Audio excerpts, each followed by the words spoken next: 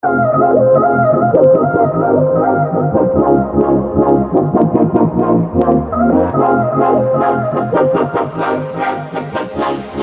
what you got?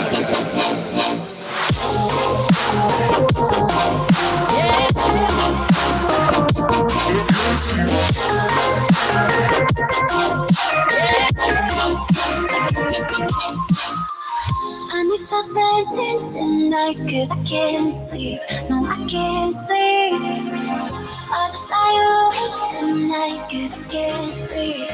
Without you beside me.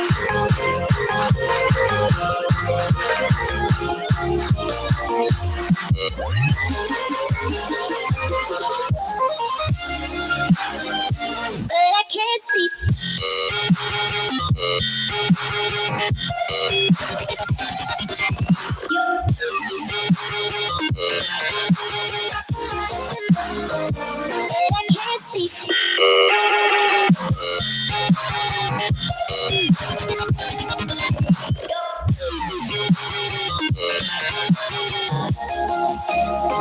But I can't sleep.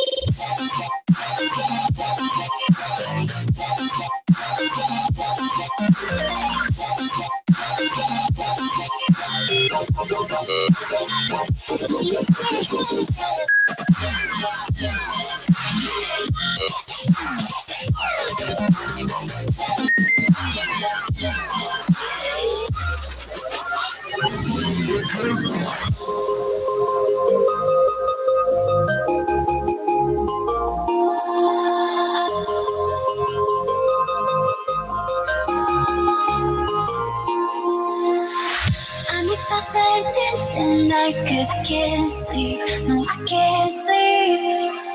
I'll just lie awake tonight cause I can't sleep. Without you beside me.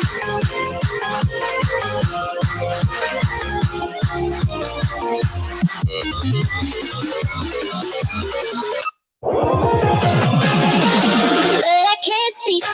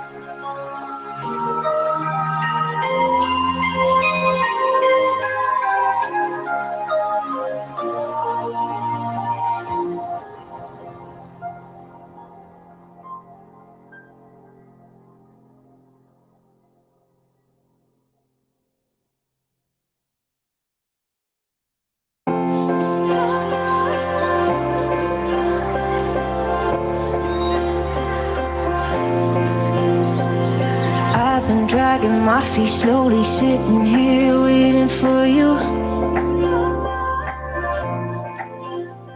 Don't seem to wanna listen even when my heart knows the truth. It doesn't matter who's to blame, to blame, to blame. The good we had has slipped away, away. Don't wanna say it out loud, cause then it feels real. Don't wanna carry around this thought that could kill.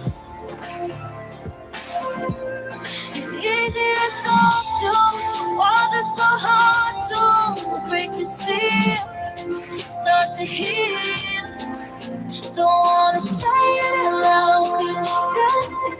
feels real.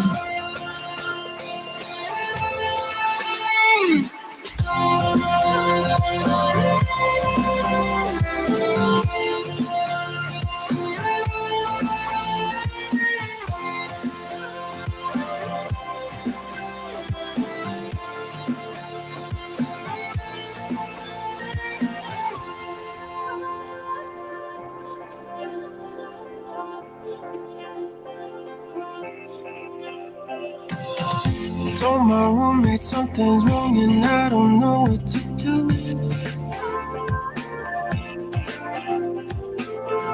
I could tell it was the end when you walked into the room. The last time I might see your face, think it's more than I can take. Don't wanna say it out loud, cause then it feels real. Don't wanna carry around this thought that could kill. You're easy to talk to, so why's it so hard to break the seal inside to heal? Don't wanna say it out loud, cause then it feels real.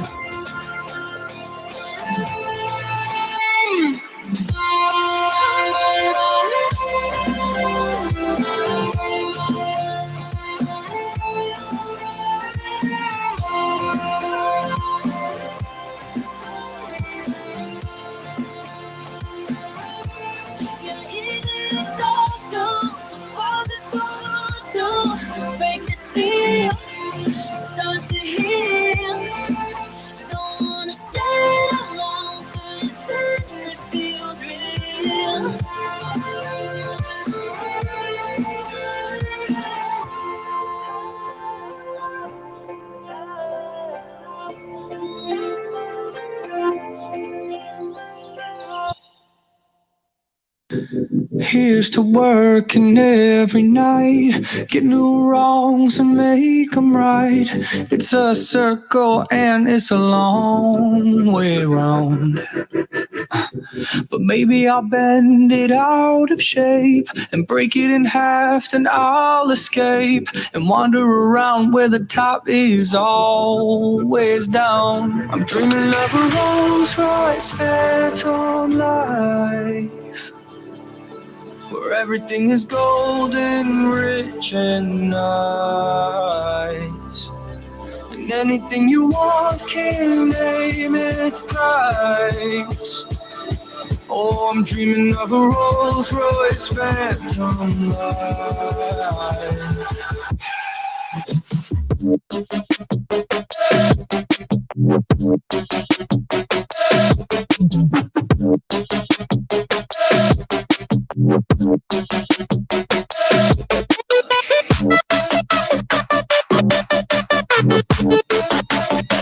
Oh, I'm dreaming of a Rolls Royce Phantom life.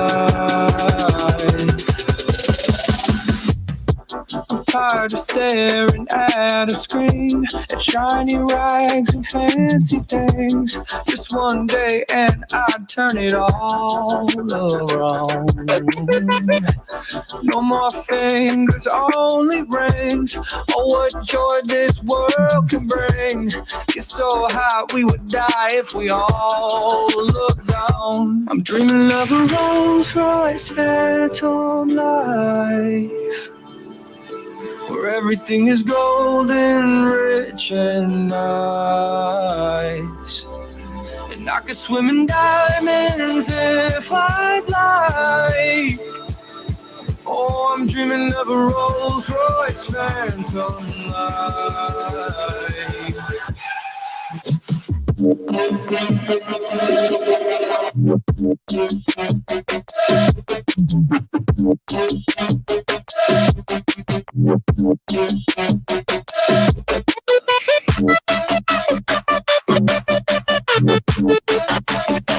Oh, I'm dreaming of a Rolls Royce Phantom life.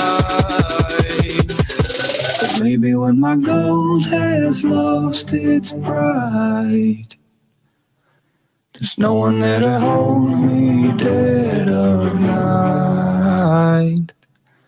And nothing that I sold could give me that. I guess I'll take my Rolls Royce Phantom back.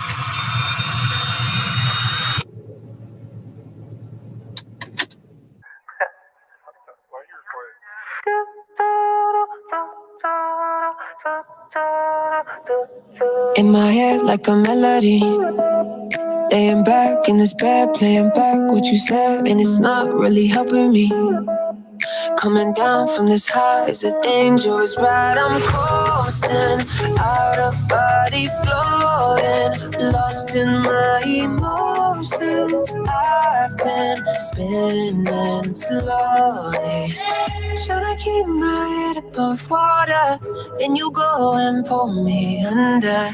Crazy thing, I know I'm done for, stuck in this state of wonder.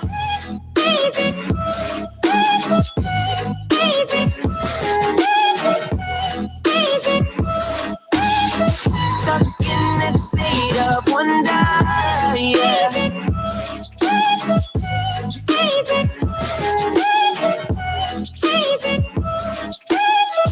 Stuck in this state of wonder. Stuck in this state of wonder. 미치게 Just 빠지게 돼.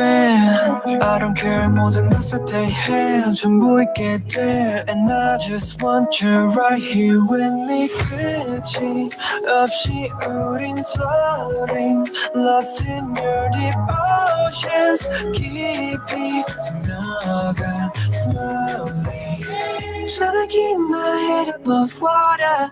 Then you go and pull me under. Crazy thing, I know I'm done for, stuck in this state of wonder.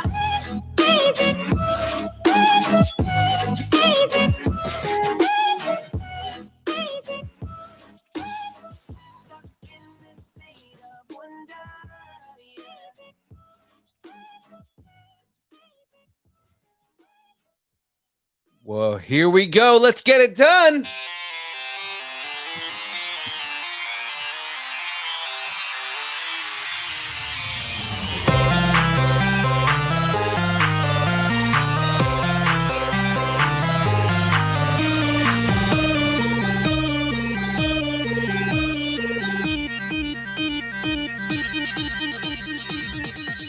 Distance nerding. Oh, wait a minute. Hey! Well, here we are, ladies and gentlemen. You are now watching Distance Nerding. And boy, oh boy, are we ready to have some fun. I don't know about you guys. We can see what Layak is getting ready to build. There she is. There she is. Ladies and gentlemen, it's Layak. Hello. It's really dark in here. Sorry. All good, all good. Jackie, how is your day going? You ready? You ready to continue building some Lego? Yes. All right, good. So with everything here, oh, hey Julie, how's it going? Go. Julie saying hi.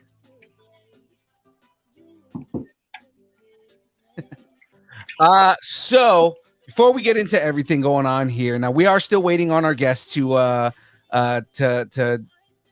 hop in. He did say he might be working a little bit later, so hopefully he'll be hopping in here. But with that being said, before we get into the build, before we watch Jackie continue building this beautiful orchid out of Lego, we are going to shout out we're gonna do a little bit of housekeeping. We're gonna shout out the companies that keep us going. Of course, starting off, ladies and gentlemen, I got to tell you about this wonderful thing. About Tiggers? The wonderful thing about Tigger. Because I'm the only one. I can't really do his voice. It's a good voice though. No, I'm going to talk about pod decks. Yes, ladies and gentlemen, pod decks. Pod decks are a unique interview question and episode starting prompt in the palm of your hand. So whether you are a new podcaster or an existing broadcaster looking to grow your audience or get more engagement, you're going to want to check out poddecks.com. Now, guys, use the code nerding10 and get 10% off your order at Poddex. Poddex has all kinds of awesome things. Of course, they have the decks that we've used in the past and during interviews and things like that, and which a lot of our interviews are based on pod decks, but they also have really cool merch like the pod deck shirts and stickers and hats and so on and so forth and whatnot. So guys, head over to poddex.com, use that code nerding10 and get 10% off your order. It's pretty greatness here. Now, I tend to have a ton of energy that Jack has no idea how to deal with and would rather me just shut up and move on. But you may wonder where that energy comes from. And ladies and gentlemen, I'm going to tell you what it is. It is W. Yes, that's right. W. W is an emerging brand of energy drinks created to help focus, concentration, reaction time with no jitters or crash. W contains no maltodextrin, no sugar, no fillers, no artificial colors or dyes. You may be asking yourself right now, what makes W different from other gaming supplements? Well, I'm going to answer that question for you right now. W is one of few drinks that contains Neurofactor, a neurotropic derived from coffee fruit. Neurofactor helps give your brain focus and clarity, while the 150 milligrams of caffeine and 3 essential B vitamins help you stay alert and energized. Ladies and gentlemen, find out more about W at www.w.gg and use the code nerding10 to get 10% off your order. I'm trying to figure out what flavor I'm going to do tonight, and I'm gonna do the cam. Oh, shout out to James in there saying don't lick my fingers. And then of course, how's it going, guys? Tyler in the chat. What's up, Tyler? Shout outs to Tyler for helping me get my truck earlier this week because I had to go pick it up. But guys, this is what I'm gonna do. You guys see Mike's kind of in the way, but you see the W behind me right there, right? What I'm gonna do, and it's funny that Cam is not in the chat right now because I'm gonna do what he's been asking me to do for a while. I'm gonna mix all of the flavors together tonight, all 7 flavors, and I've got brand new. Here. I've got a couple brand new tubs here because I ran out of flavors and I got some new ones, so I got to pop these guys open. But in the meantime, Layak, do you have anything you want to bring up? Anything you want to talk about? Any fun things? No. You just want to start building and get it over with? I guess. Okay, well let's get into that while I'm opening all these guys. Let's check the progress on where Jack's at and You got to give me a second. Okay. Talks amongst yourselves. I shall. Okay, well then I'm gonna start walking through my process here and what I'm gonna be doing. Oh no, I'm not doing 7 scoops, man. So Tyler's like, "Are you doing all 7 scoops?" No, I'm doing a little bit of each flavor, equivalent to the 2 scoops that I normally do. So here I got Passion Joy tea. Yeah.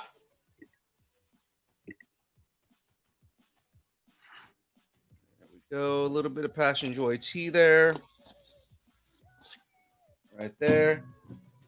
Some Beach and Peach.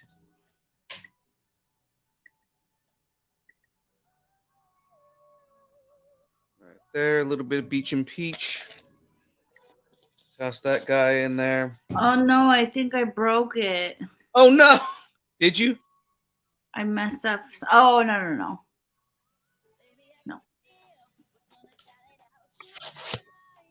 I know James is excited to watch me lick my fingers after I'm done with all this.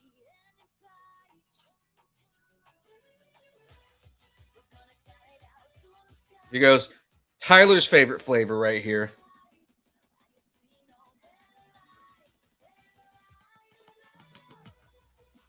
Right there, a little bit of the sludge. A little more. All right, got the sludge in there.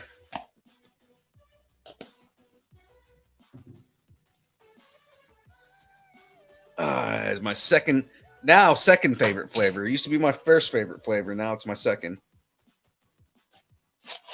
We're in business. There we go. Let me switch the cameras here. We're gonna go ahead and make you bigger here. All right, yeah, no, and so that's the planner, right? Yes, this is the bottom part. This part. Get it out of the glare. This part right here. So it's gonna look like this. Isn't that so fun and fresh? I think that is. Cindy Rue in the chat. What's up, Cindy? Roger is running a little bit late, which is fine. I get it. He works for UTR. Good job. And he has to handle that. So He has to handle what? So he has a job and he has to handle that. I almost said where he worked, and I'm like, I should probably not say that.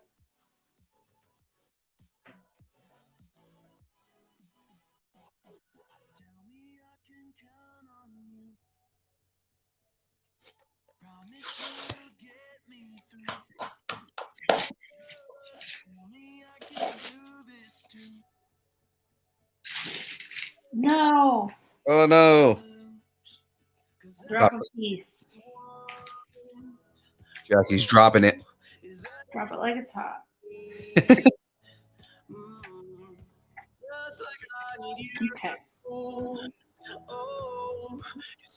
This is probably one of the more interesting concoctions that I've ever done. Do you think it will taste like pickles? I hope it does not taste like pickles because I absolutely loathe pickles. All right, good thing I was wearing pants.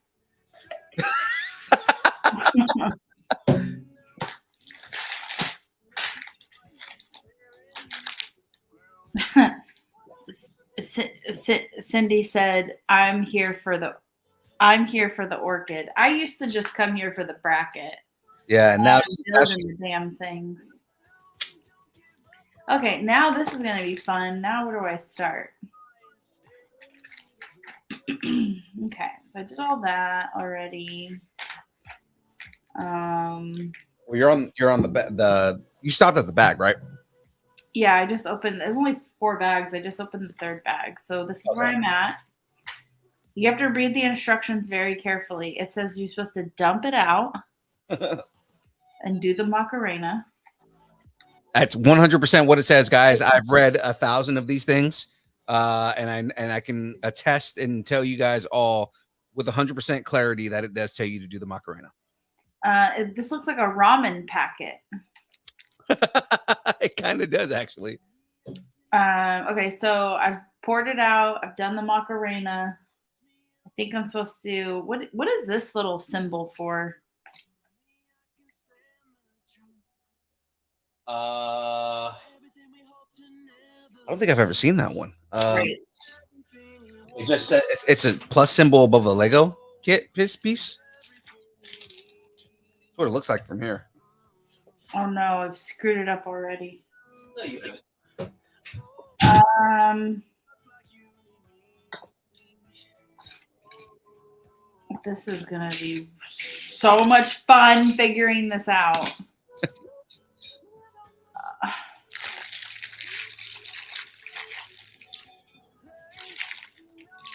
Okay, so pour it out, and you have 2 of these things. What does this mean? This right here. So those are the pieces that you're using in that. So they should have come out of that bag. Yeah. Unless there's a little small piece that you have right there, like that's the ramen packet. It'll be in that ramen packet. Oh, this has just gotten so fun now. Yeah, if there's extra bags that come out of the bag, that's a part of that whole thing. So Okay, your friend is here. yep, I noticed. So ladies and gentlemen, uh, it's time to bring on a very special guest. If you follow the cosplay community in any way, you may have seen some of his work. If you are outside of cosplay and you just see really cool pictures or really cool videos from like Star Wars Celebration and different Comic Cons, and you see these just ridiculous, amazing costumes of like these giant monster characters with comic book accuracy. Or if you've seen the videos of like Megatron and Optimus Prime and kind of just Cybertronian characters walking around, then you may have seen this guy just doing his thing and being amazing.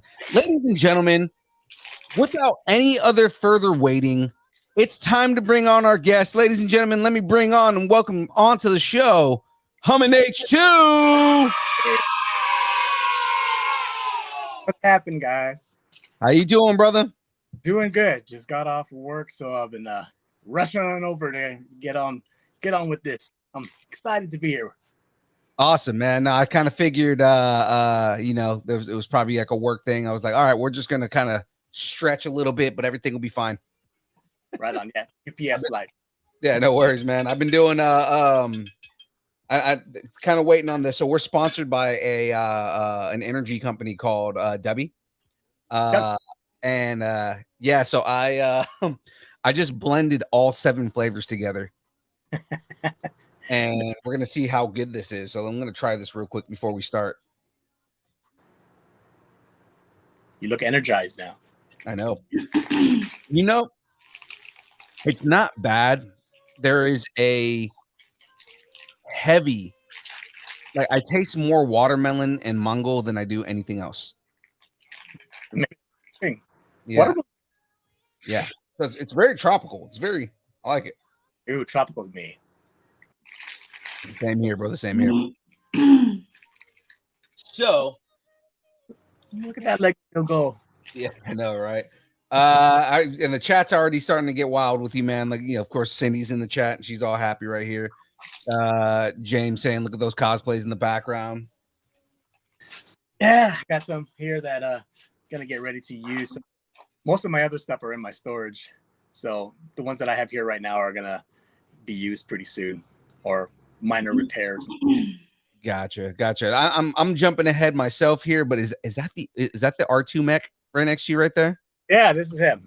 Oh man, guys, for those of you watching right now, if you guys haven't seen the videos on this thing, this is probably one of the more famous kits that he has, aside from, I mean, like Juggernaut being another big one, things like that. But I mean, like that's the one that made me aware of you. Yeah, everybody loves, everyone loves R2D2 in general. So I just figured, just enhance him to this century now. So, and then when everyone started seeing him, they're just surprised at the fact that it's an R2 unit and, he's actually walking and he's big and he's huge. It's just something. Oh, like Cindy in the chat just said, it's the Vader Buster. That's right, Sin. Vader Buster. I love it, man. I think it's awesome. His universe, so he's got to fight somebody. It was either going to be Sith Buster or Vader Buster. I figured, well, he hates his master now, so let's make him fight Vader. There you go. Right. So, man, we're gonna hop into this interview here, and before we jump into like your career and the things that you do and everything like that, I've got a couple of questions that we usually ask every guest on the show, just to kind of give you a baseline and let the watchers and the listeners, the viewers know what like who you are and what kind of the way your thought process works, right? Sure. Yeah. So we have a segment on our show called Growing Up Geeky. What's something that you geeked out on as a kid?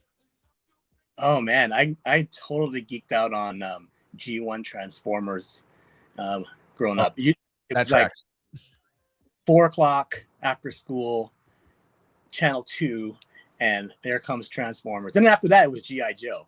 So, but I was always a G1 Transformers fan, and I geeked out on that. And then on top of that, I was always reading Marvel comics. So, loved the series. And then, when the animated series came on, I was totally in love with that. And I'm so glad that they're bringing that back. Yeah. And dude, so being that you're a big G1 fan, were you a fan of the new series, the Rooster Teeth series that they did on Netflix? Yes, I totally am. It was actually really good. I was Dude, surprised. I had a lot of nostalgia with that, man. Like, because it was not only just from G1 stuff and all that, but like, like eventually, spoiler for anybody that hasn't watched it, right? But I mean, like, spoilers, with that new series, they addressed a lot of things that never really got explained in all the shows. Like, they kind of explained the background on the Beast Machines a lot, like on the what are they called? Not I know the last series they were doing the Beast War stuff. Yeah, like they explained all the War stories a lot better than Beast Wars did. Yeah, they And totally. yeah, but then they totally got into like Galvatron, and they got into Unicron and everything like that. And I'm like, wow, man, like they actually put explanation to things that they couldn't in the originals. Yeah, I think that's why I got into it so much, because they actually kind of continued the G1 version stories. And like you said, it was kind of putting an ending to that story, but not necessarily an ending, but a continuation. So Right. yeah, totally love that. It's great. Right. It's kind of like, they started something new, but then they also like made it to where it lives in the same universe. And I love that. Yes, totally.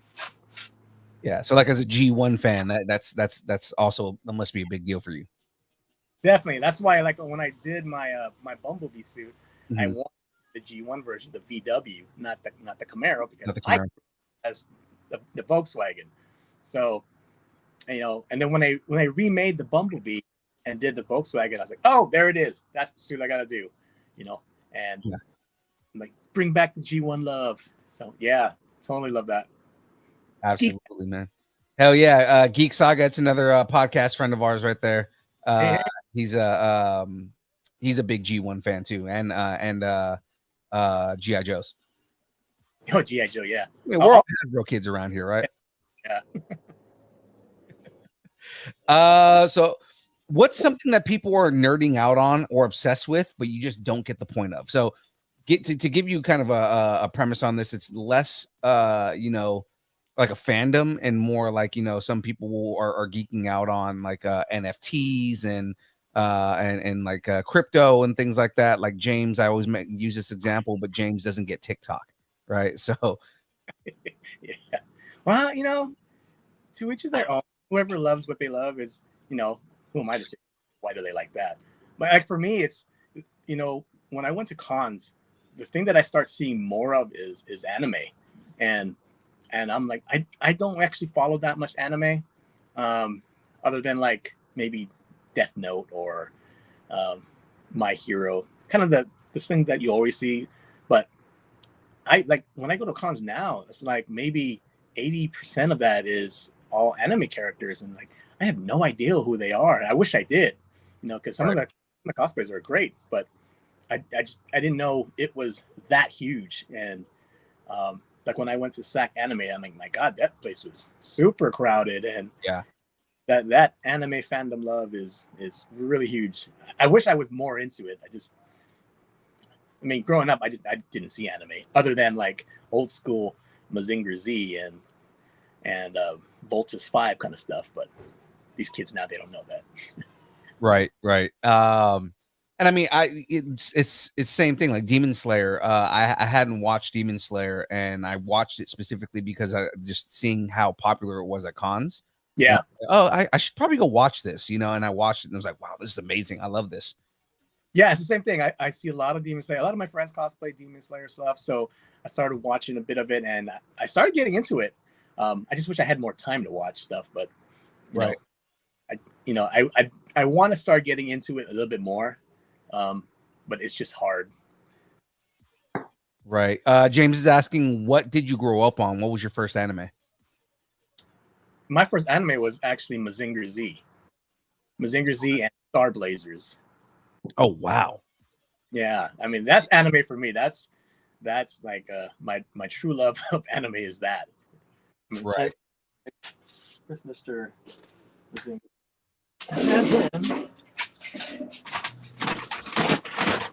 All right, gotta get to. So my love, Mazinger, is this guy. Nice. So I did. I'm gonna be doing another video of a suit up of him because I had a lot of people asking me, can I do a suit up of him, see how I do it? So I figured, okay, here's my anime. That's pretty much as much as I know as far as anime goes. So, but definitely Mazinger Z and Star Blazers were my main cup of tea. Oh, and then Geek Saga saying, don't forget Robotech. And Robotech. Oh my God, I love Robotech. Yeah. That's definitely one of my favorites. Yeah, I Dragon Ball Z, Gundam, and Guyver were like the ones that kind of got me started. Guyver too. I like Guyver, and especially Gundam, because Gundam and Tech are kind of similar. So definitely love that. I'm always a big mech fan. Yeah, obviously we can see. Yeah, it's the mechs are where the love is at. mech love for sure. Exactly, man. So moving in, and just we're going to talk a little bit about more about your career and kind of where your journey has gone. What was your first big breakout cosplay? My first version of Hulk. So he wasn't a huge size. So it was more like my regular height, like 5'8", and it was just more of actually it was my first con, and he had such a huge love, because at that time, this was 2017, I think, and nobody actually really cosplayed a Hulk. So that kind of actually propelled me into doing more cosplay. So I want to say Hulk is my favorite. He's always been my favorite character on top of that too. I have a red Hulk. I have a newer Hulk that's like 6'9". So yeah, that's kind of what started me out and my love for it. Yeah, and I mean I've seen your Hulk at multiple shows. I want to say the first one where you were at Silver Age, right? No, I didn't go to Silver Age. I wasn't there though. Oh yeah, so someone was there dressed as a giant Hulk. Oh, I wish I would have seen him. Yeah, could have teamed up. yeah, I know, right? Just you know what would be great is if like you were Red Hulk and he was and he was Banner, and you guys just have a picture of you guys fighting. Yeah, maybe I'll do a video. That would be great, man. Or even again, Gray Hulk would be a good one too if you ever like got up and did a Gray Hulk at some point. I will be doing Maestro. Yes. Yeah. Remember talking about that. That's going to be one that's going to be in the books. Yeah, Maestro will be awesome, man. I can't wait to see that one. Yeah, because just Maestro is just such a good character in general, man. He is. I love that character. Mm-hmm. So who aside from the Hulk, because we know he's your favorite character, who besides the Hulk, who's your favorite character to cosplay as? Oh, I want to say I have to say Juggernaut, because he's so much fun to be. Like whenever I do a cosplay, I'm always in character pretty much the time I'm at whatever convention I'm at. So to play him, you got to bring in the big old Juggernaut voice and stuff like that. You make the character come to life, and I love interacting with people as Juggernaut. I can say, "Hey, you know who I am? I'm the Juggernaut." Man. People love seeing him, and they love fighting with him, and it's you need villains out there as cosplay. So I'm glad to be the villain. Yeah, and I mean, just again, you walking around as Juggernaut is, and just because he's that cosplay is so larger than life, like it's so big. Definitely, yeah, big. Big. It stands out. So, and totally big is totally me. I love big cosplays. It's just something that you don't see, and I'm be happy to bring out more of the big boys. Right. So speaking of that, what kind of inspired you to do larger cosplays, right? Because you do mechs and large sized characters. Yeah. You know, what made you go down that path? You know, rather than going down a path of like doing just regular characters, you went down this path of like complete, foam suits and dude, they come out amazing, but it's like, where did that antithesis start? Like, where did you start with that? It started more out of comfort. When I'm doing a big suit, it's not so form fit me. Like, so I can actually move around. I can breathe around better, and I can move. Well, I don't know if I can move around better, but at least for me, I don't have such a suffocating feel in the big suits. So when we did Juggernaut, like the arms are so gigantic, I can actually move my arms and I can take them out and be really free with it. And so the basis of Juggernaut was more about comfort and just not being like in a bodysuit or skin to like a Spider-Man suit, which I can't wear. So that's another thing. I couldn't wear a Spider-Man suit or unitard kind of thing, I guess. Right. I make jokes when I cosplay as Deadpool, where she's like, because there's been a couple times where somebody's been like, "Are you Ryan Reynolds?" Like, no. Ryan Reynolds has an amazing body. I have a dad bod. That's not happening. You and me both. Right? Like, it's like no body shaming here at Distance Nerding. No, but what I'm saying is I'm not Ryan Reynolds. like I'm not that hot. I'm sorry. Just no. Oh, I know the feeling. You're not gonna see height on me, so yeah. So so yeah, man. So it's really more just, again, it's comfort, just being in the suits and things like that, and just kind of expanding on, like, from there, like the expansions that you've done have been more like, oh, this would be a big cool character to do, right? I made a mistake. Right? Comfortable. It's also characters that you don't hardly ever see at conventions. You don't. Ooh, that went out. Sorry about that. I lost my light.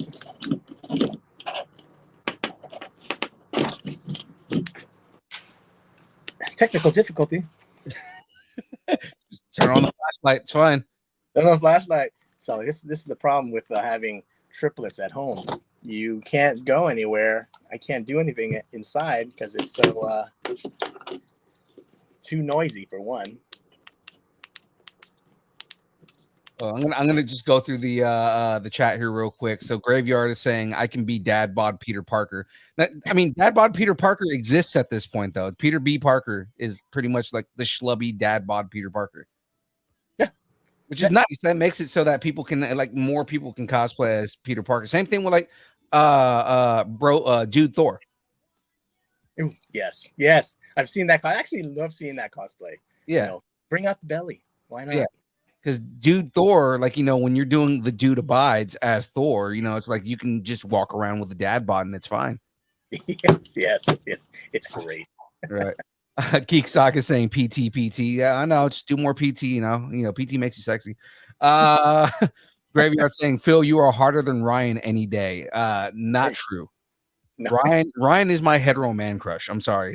I'm not hotter than that guy. No, he's yes.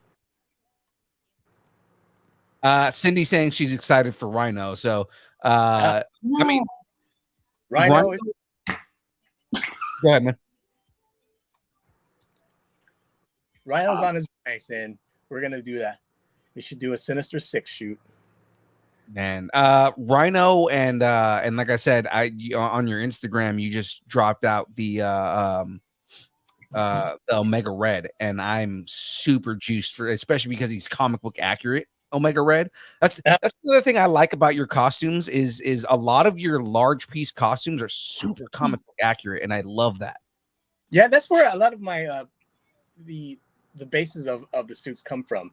I always want to stick to the original look of it, and the comics are always a great adaptation of them.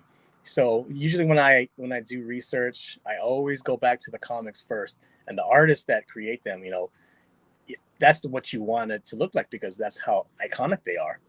So it's making sure that the comic book picture is going to come to life. That's how I want to put it. Right. And the other one too is because I've got people excited off the Omega Red right now, but also he's also working on a Mr. Sinister that he we haven't seen it yet, but he posted a picture on his Instagram that, hey, this is coming soon. I'm like, dude, Mr. Sinister too? What the hell? Like, I'm super excited for all this, man. Yeah, I'm going to be bringing more villains this time. So it's Sinister, Omega, Onslaught, and another, and then Rhino, and then a secret one that's going to be coming that you may probably know of now. So Yeah. Is it the one that I helped inspire? yes. Oh man, that's gonna be a dope one, especially if you go with the picture that I sent you. Oh, dude. I'm definitely going to be using that one for sure. Hell yeah, man. James is saying you said we. How many people are in the suits? Well, it's me and my handlers. So I have 2 handlers that's with me. I can never do this stuff by myself. So I can't suit myself up. So I always say it's we as a team. Right. Oh, Graveyard said, do you do Apocalypse? And that was a conversation we had the other night too. Yeah, I haven't done Apocalypse. I want to. I plan to one day. But I'm gonna throw in a hero, and probably most likely I'm gonna be doing Colossus. Right. See, Colossus will be dope too, man. Again, the one that you showed me is super comic book accurate, so I'm very excited for that.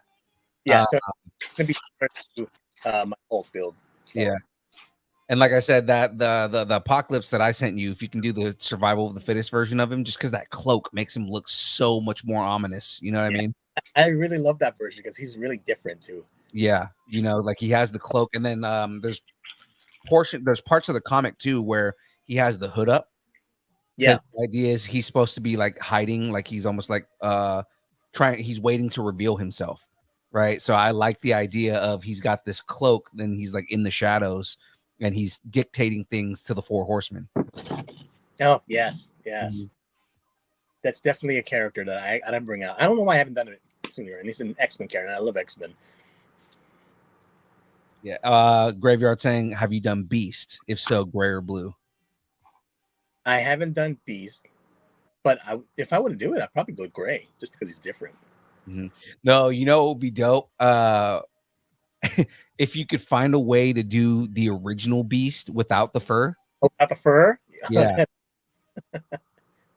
You know, Yeah. just like he almost looks like the Blob, which that's another build you could do. Is Blob. I don't think Blob ever. I've never seen a cosplay of Blob, and like if you did a cosplay of Blob, like people would freak out, man. You would have to get somebody that's dressed as Pyro to walk around with you, though. That's true. Yeah, He's probably possible. He would probably be a lot hotter to wear though, because that would be a lot of foam and latex to make that big old belly and those big wrinkly legs. Yeah, he's totally doable. That's a good idea. The Blob. Never thought about that one. yeah. Like I said, you can get a couple guys from the Brotherhood and just have them all like walk around with you. Like you guys should like group cosplay the Brotherhood, because you never really see people actually doing the Brotherhood. Yeah, no. Funny. Yeah, like, it's funny because I've seen people do Hellfire Club, right? Like I've seen a lot of people do Hellfire Club. I've never seen anybody actually do like a group of like core Brotherhood members. That's true. I'll need an avalanche too. Mm-hmm. Pyro. Yeah, that's actually a good idea. I should definitely try. Avalanche, Pyro, Cannonball. You can do Blob. Toad. I guess you could Toad. Oh yeah, Toad would be a good one. That'd be different. I like the idea. I think Blob might be something I might do. See over here, just I'll be thinking of some way to do it. Doing inspirations, man. Yeah. Bill Burns in the chat said, dude, Abomination comic book version. We talked about this. So he's saying you need to do the Abomination. That would be dope too. Abomination is possible because I already got the outline of the Hulk suit, so he can be adapted to Abomination. And yes, the comic book version. Bill knows. Yeah. Sinister, right. Yeah, the comic book version of Abomination. Because I mean, not that I don't love the way that they adapted him for the Marvel movies and whatnot, but just you can't beat the OG version of Abomination. No, no. OG version is the best. Mhm. And the look too. Yeah. James said I could be your Emma Frost.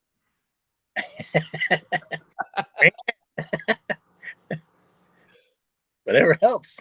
I don't know, man. My traps would look weird in that big rhinestone dress of hers. She's got a new look out right now. I mean, I don't know if you've seen it.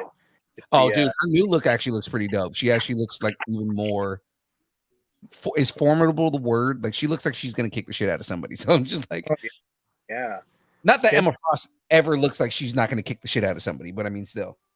But she has that new sinister look, which is awesome. Oh, okay, no, James, you got half of that wrong. Venom would be a great build, especially if you do like OG comic Venom, like really big, right?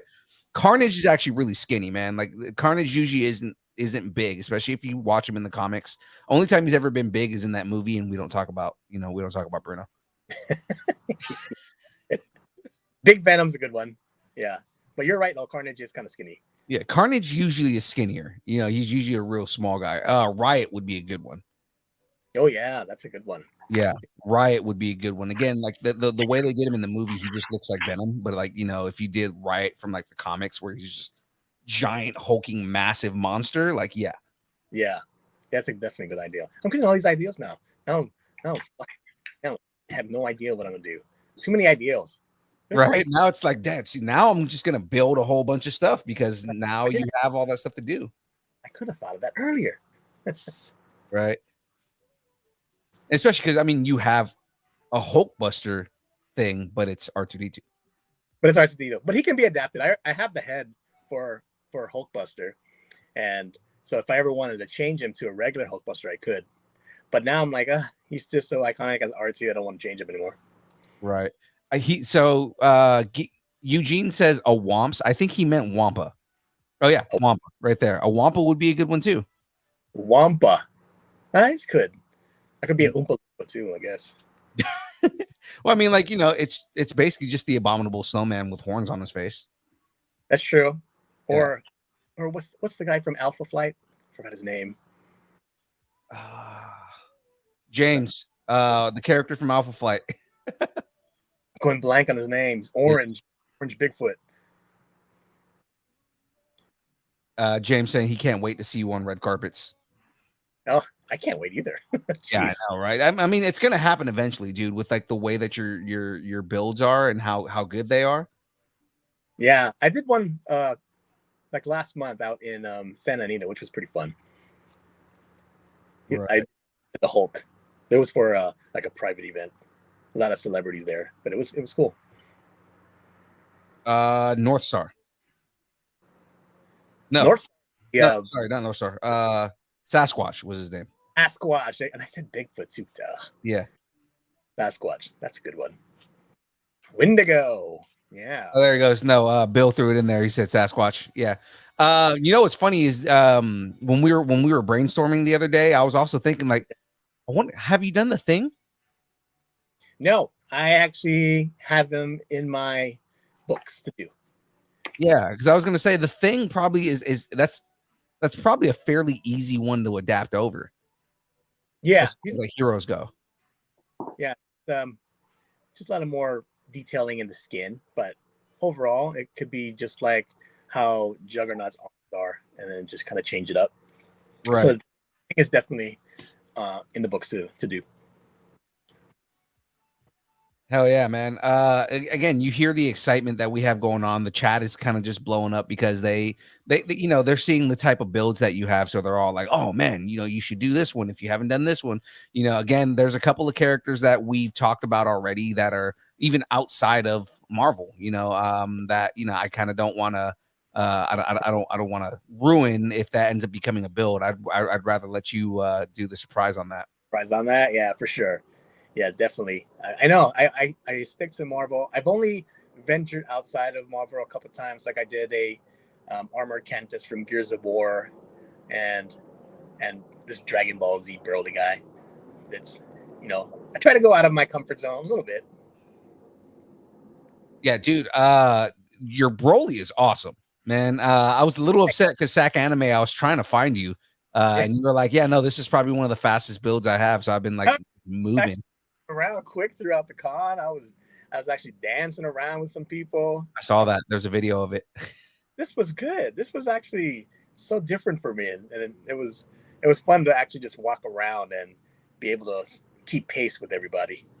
Right. James is saying work on the Thing cosplay, and then we can get you on the red carpet for Fantastic Four. Yeah, I'm trying to get it done by that time. So definitely, I would love to do that. Everybody needs a Thing now.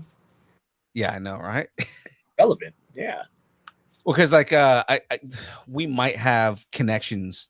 I mean, we might know the same connection. Logan Dominic cosplay. Oh yeah. Yeah, he's a good friend of ours. So I mean, like, or his dad is a good friend of ours. So he I'm 100% sure. Dude, have you seen his latest one? I haven't. No. What's he doing? They just posted it. So he did an Avatar one recently, but no, yeah, his dad just finished, and they just posted pictures of King the Conqueror. Oh, that's a good one. Yeah, and dude, he looks dope, man. I posted it on our Instagram the other day. I love Kang too. That's a great character. Yeah, you know. But yeah, no, maybe we link you up with Logan Dominic, and they can see if we can find a way to get you onto on the red carpet for Fantastic Four is the thing. That'd be fun. I'll get some help on that one so I can make it done quicker. Oh, okay. James saying someone mentioned Robotech, but doing a full-on Veritech fighter. Oh, Skull Leader, possibly. Right? Yeah, that's possible. That's totally possible to do. You already have a Megazord, don't you? I don't have a Megazord. I have a Kiryu Mecha Godzilla that's still in the works that I haven't finished up yet. Okay, no, Mecha Godzilla is dope. What would be dope too? Yeah, he's still in the works. Still got a little bit ways to go, but he's like maybe 70% done. Nice. I've had this idea that like actually fits around what you do for a while. I want to do so we have a brand partnership with a company called Lucharillas. And it's basically like, you know, they're gorillas that are wrestlers, and they have like different characters and whatnot. And Lucharillas did a distance nerding version of the character called Distance Nerdarilla. I want to do a cosplay of it, so I need to do like a giant gorilla, right, with a singlet on. Well, that's different. Yeah, like it would be just a giant gorilla with the singlet and a lucha mask on. Yeah. Oh, that's yeah. Pretty- And that way we can like that would be a good way for us to promote and walk around cons as the Distance Nerdarilla. That'd be good to wear, actually. Again, different, which is great. Yeah, you know, and then you get all kinds of people who are like, "Oh, what is this?" You know, I've got to take a picture with that thing. Yeah. Geek Saga saying Voltron. I didn't do Voltron because I've seen Voltron done before, so I kind of tend to do stuff that I don't really see that much. Right. Which again, I mean, you know, like one of the characters I suggested, you know, you see that character at cons all the time. Yeah. But not in the way that you would build it. So like the way that you would build it, it would be a completely different monster altogether. It definitely would be different. I always try to be as different as I possibly can, which is why I did the Hulkbuster in R2, because, you know, I've seen a lot of Hulkbusters before, but, you know, how to make him different. Yeah. It's I always try to be as different as I can, but that's a good anecdote though. Yeah, it's like R2D2 on steroids, literally. Definitely. That's, you know, that's why I call him droids. He's the roid. He's a roid. Roid. James actually has a really good question right here. So what are some challenges when making some of these cosplays? Oh God, messing up. You know, sometimes when you do pieces, it never goes right the first time. So there was times where I made an arm for a mech suit and it was either way too long or way too big. And, you know, you have to scrap it. And basically all the work that you just put into that, you got to start all over again. And Yeah. but that's that's pretty much the main thing. It's just like when I do it, it's always trial and error kind of thing. Now, what material do you generally use on a lot of your builds? Is it foam, or are you using different types of plastics? Like what are the It, things that you use when you do your builds?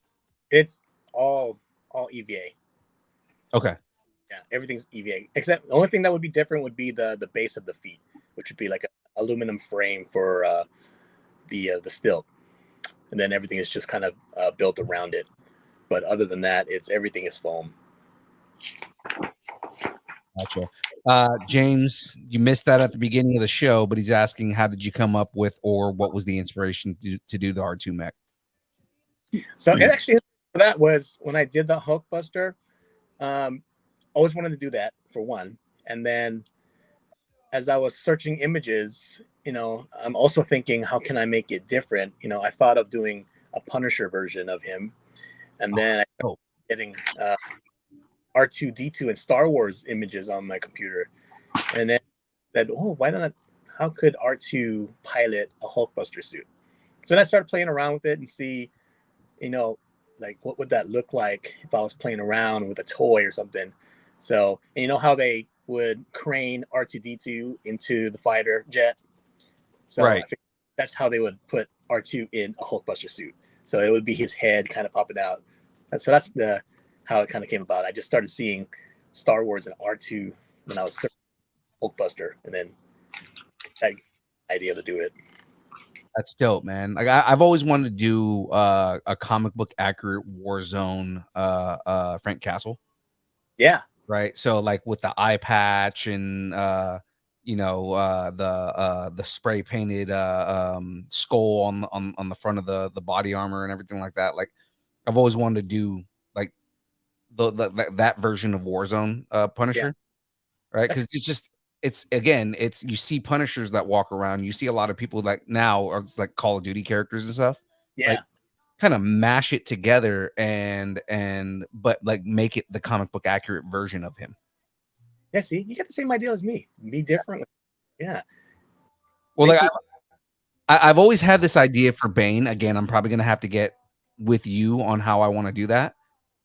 But this version of Bane that I want to do, I'd wear a contractor's mask, right? So like like a full helmet, and then I want to have tubing that comes out of the back of it and all that down to a gauntlet.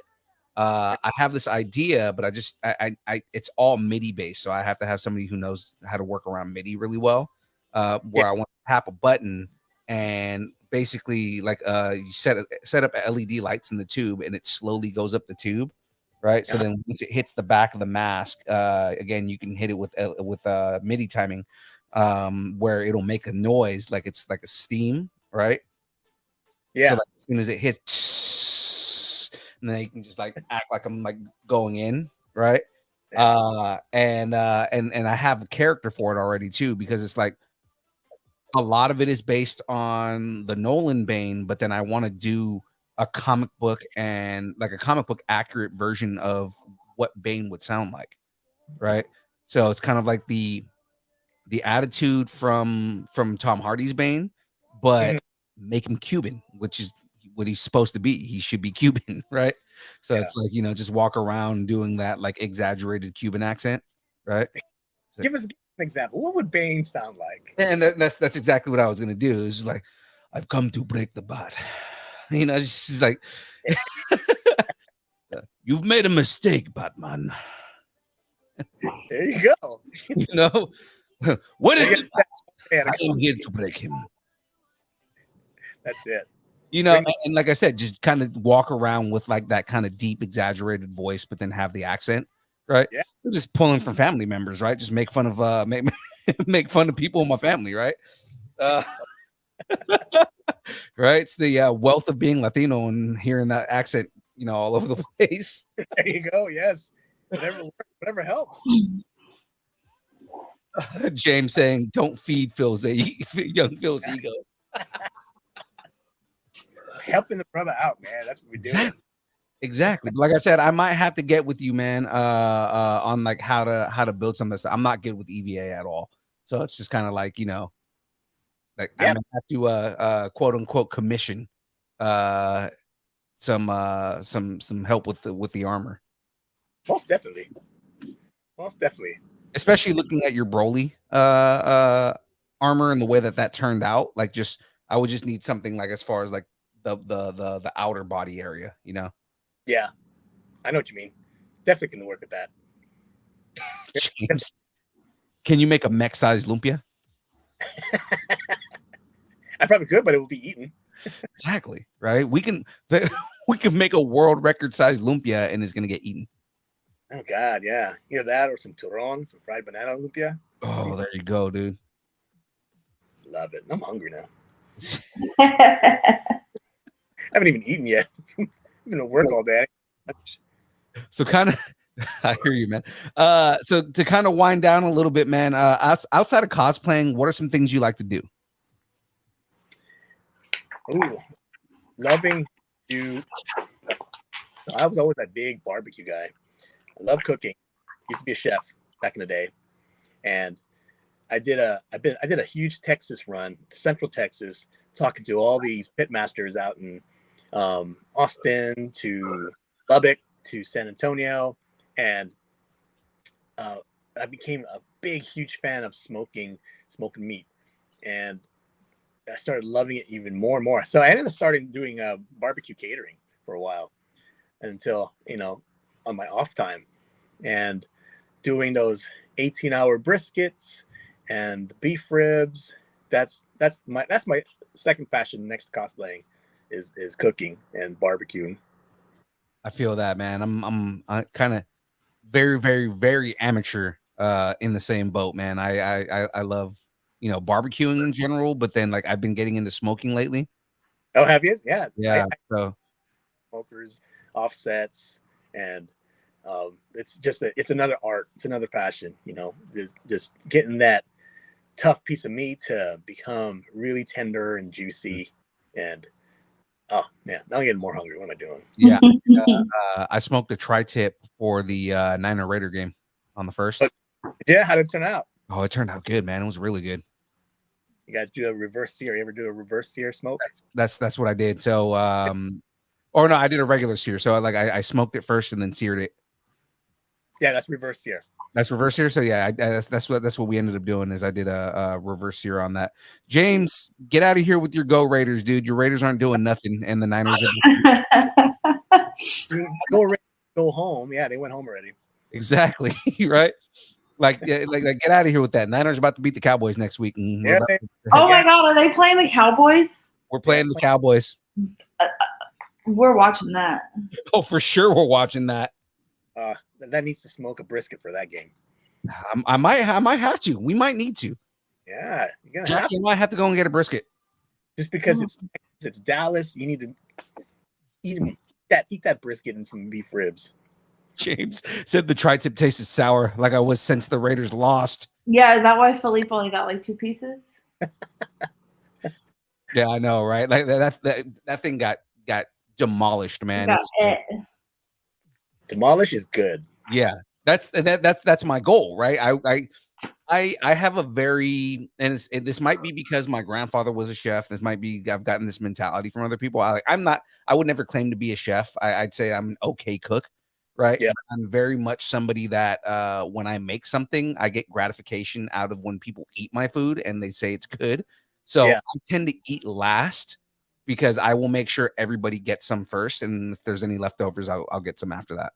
That is exactly the same thing I do. I will barbecue till there's like no tomorrow, and then I'll feed every single person that I have over. And even if I don't have any left for me, it doesn't matter. I'm happy that they got and enjoyed it. So you and I, we're in the same boat right there. Yeah. Usually, like, the taste I get is when I'm carving it and I grab that end piece to see if it came out okay. Right. Oh, Like, okay, that's usually like the only sometimes that'll be the only taste I get. And I know it's good. So it's like, all right, cool. What kind of equipment you're grilling on? I have a Yoder smoker. A company series 1500. What is that like? Like, is that what? So I've never heard of that. Sorry. It's built like a tank. So it's Okay. heavy, like 10 gauge steel.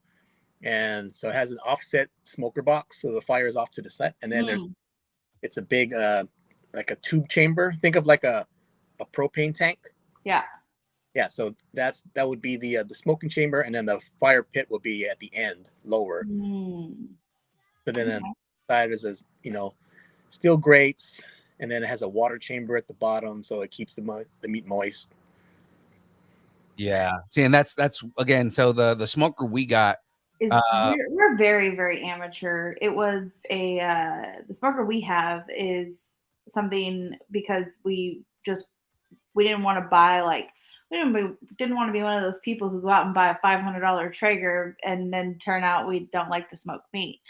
Yeah, it was just something it's like $100 and it's very vertical charcoal smoker. So. Yeah. Oh, a vertical. Okay. Yeah. And then just to like kind of practice, like something on that. I mean, I would love to get a Traeger, but it's just kind of like, what I like about the vertical is it's putting me in a position where I have to learn how to actually smoke, right? It's not like the easy throw it on the Traeger and it's everything is regulated for you and you can put it out of heat and all that. Like when you're doing with charcoal, it's like you got to do it old school style. Like you got to regulate the heat and you got to check the venting and everything like that. The only advantage that we have is we have a meter, right? And the meter will help me with okay, ambient temperature versus what temperature in the meat is versus things like that. So I mean that helps. Again, I watched a lot of YouTube videos on how to do this right, and it's like I went and bought a chimney. I went and got chemicalless starters. I went and got I learned about the water tray and was like, oh, okay, so I need to put water in this, things like that. Helps that humidity in the chamber, keeps the temperature also kind of even keel and makes keeps the meat moist. James, buy a $500 smoker and then realize you like veggie tacos. You can smoke veggies. You can smoke veggies. Exactly, man. So before we jump into the end here, are there any projects that you're working on that you can share with us? So anything that you've announced already or that you're getting ready to announce, nothing that's still hush hush that you don't want people to know about yet. Probably the newest one is going to be Omega Red. I have done I always do these prototypes first. Mm-hmm. So this was always one of the first things I did when I was messing around with muscle suits. Yeah. Carving out the foam to see what it would look like. So this was the first version of Omega Red and getting the muscle suit ready. So, and it came out pretty good as a starter for a base. Mm-hmm. And pretty much that's kind of what I did the new Omega Red suit kind of off of. I always kind of do a tester and to see what it would look like and then kind of paint it out. So it's pretty much almost done, But as far as I have to, everything's back in my storage unit, so. Gotcha. For his tentacles, is it all going to be the same foam, or are you doing something different for the tentacles? The tentacles are foam. They're foam dowels, actually. Okay. So it's basically, it'll be, it's all twisted out, kind of like snake wise. So I already shaped it out, and then it'll be Velcroed inside, so it can be removed if I need it to be. Gotcha. That's actually a good idea because in that way it almost simulates when he pulls them out and when they come back in and all that. Okay. Yeah. So I was trying to think ahead. Yeah, that's dope. It's funny because if you watch Deadpool 2, there's a character in there that's supposed to be Omega Red, but he has the power dampener on, so it's just like a big Russian dude with long hair. Oh yeah, yeah. So we've got a couple of wrap up questions for you here, and then we're gonna get into this bracket here. If you're ready to have some fun with that. So,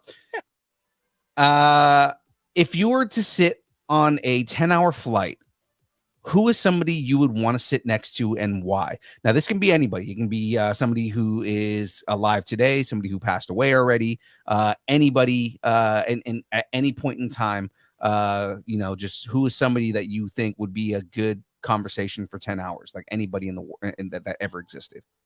Stanley. Oh, man, I hear that a lot. Stan Lee is a good one. Love to just sit down and chat with him about characters that he came up with, characters that he would like to come up with, and everything that he's already done. I would love to sit down. I met him and chatted with him. He's a great guy, but yeah, for 10 hours, I would love to just sit there and just eat at his brain and pick the brain of the master of comics. Definitely, that's one guy I would love to sit and chat with. Him or Bob Kane. You know, it's funny. I don't hear a lot of people who say Bob Kane or Bill Finger, and it's like, I mean, those are the dudes who came up with Batman. Like, think about that's another rogues gallery that rivals Spider-Man. You know, that's true. I guess for me, because my love for Marvel is so big and deep, that's where I would go. Mm-hmm. I gotta ask this just because we're still on this high for barbecue. Are you a sauce guy or are you a dry rub guy? I am a dry rub guy. I smoke Texas, so it's a lot of salt and pepper as the base, and not too much rubs, but definitely sauce is there if you need it. But really good meat, really good smoked meat shouldn't need sauce. Yeah. See, I usually use sauce for just dipping enhancement. Yes. Right. But I'm the same. I'm more of a dry rub guy. I would prefer to do a dry rub. I actually just learned about brining. I knew about brining, but not in the way that I learned, because I did the first thing we smoked was smoked salmon. Yeah. And I did we figured if we were gonna ruin a piece of meat, it might as well take a shorter time to do it. So that's why we did fish. Salmon, great fish to smoke, actually. So when you brine it in brown sugar and let all the pellicle develop, and then you wipe it off, and once it dries out, gets all that water moisture out, ready to smoke quick. Yeah, that's delicious. Yeah, we so what I did was brown sugar, salt and pepper. Brined it for 12 hours. Mm-hmm. And it was basically once I pulled it out of the tray that I had it in, it was just, you just see all the water at the bottom of the tray. Washed it off, smoked it for about 2 hours, and then I seared it with maple syrup. Oh, that's a good version. And it came out really good. Yeah, you already got all the technique down for that. Mm-hmm. So again, a lot of it is just kind of watching other people and just okay, well, let me see if I can do this, and it turned out good. Yeah. So that was my first experience correctly brining something, because I had seen, I had read recipes that said brine, and I didn't understand what brining was. So I just, it would still have a lot of water in it because I didn't understand the concept of brining, and it's now. Yeah, brining's like an art in itself too. Yeah. So now it's there's recipes that I kind of want to go and revisit, that it's oh, okay, now that I know what brining is, let me do this right. Yeah. Rami. Mm-hmm. Brine a brisket for a week. Yeah. Well, I had a fried chicken recipe that called for a 6-hour brine, and again, I didn't do it right. So hey, trial and error. You learn by experience. Yeah. So I'm gonna try this again.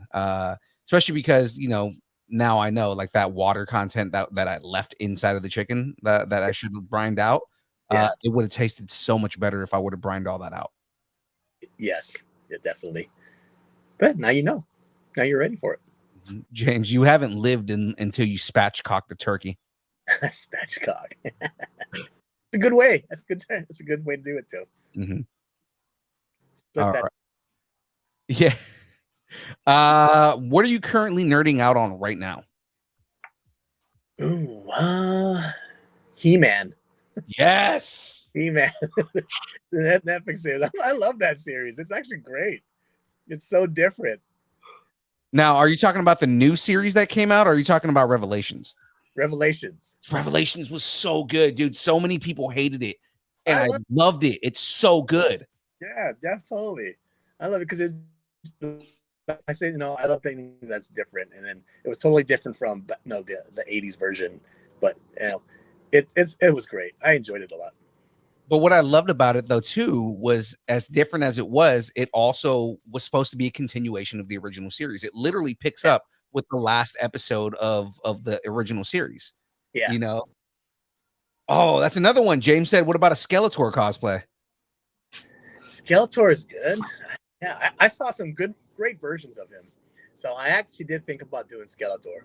Do that version of Skeletor. Do the version from Revelations with the staff and or no, do Mega Skeletor. Do And the sword with the sword, dude, because you see how much bigger he is. Yeah, with the flames. Yeah. There's a comic book version that I have. I'll send you a picture of him where he would be perfect for your builds. He's massive. Ooh, yeah. Yeah. He's missing the lower part of his jaw.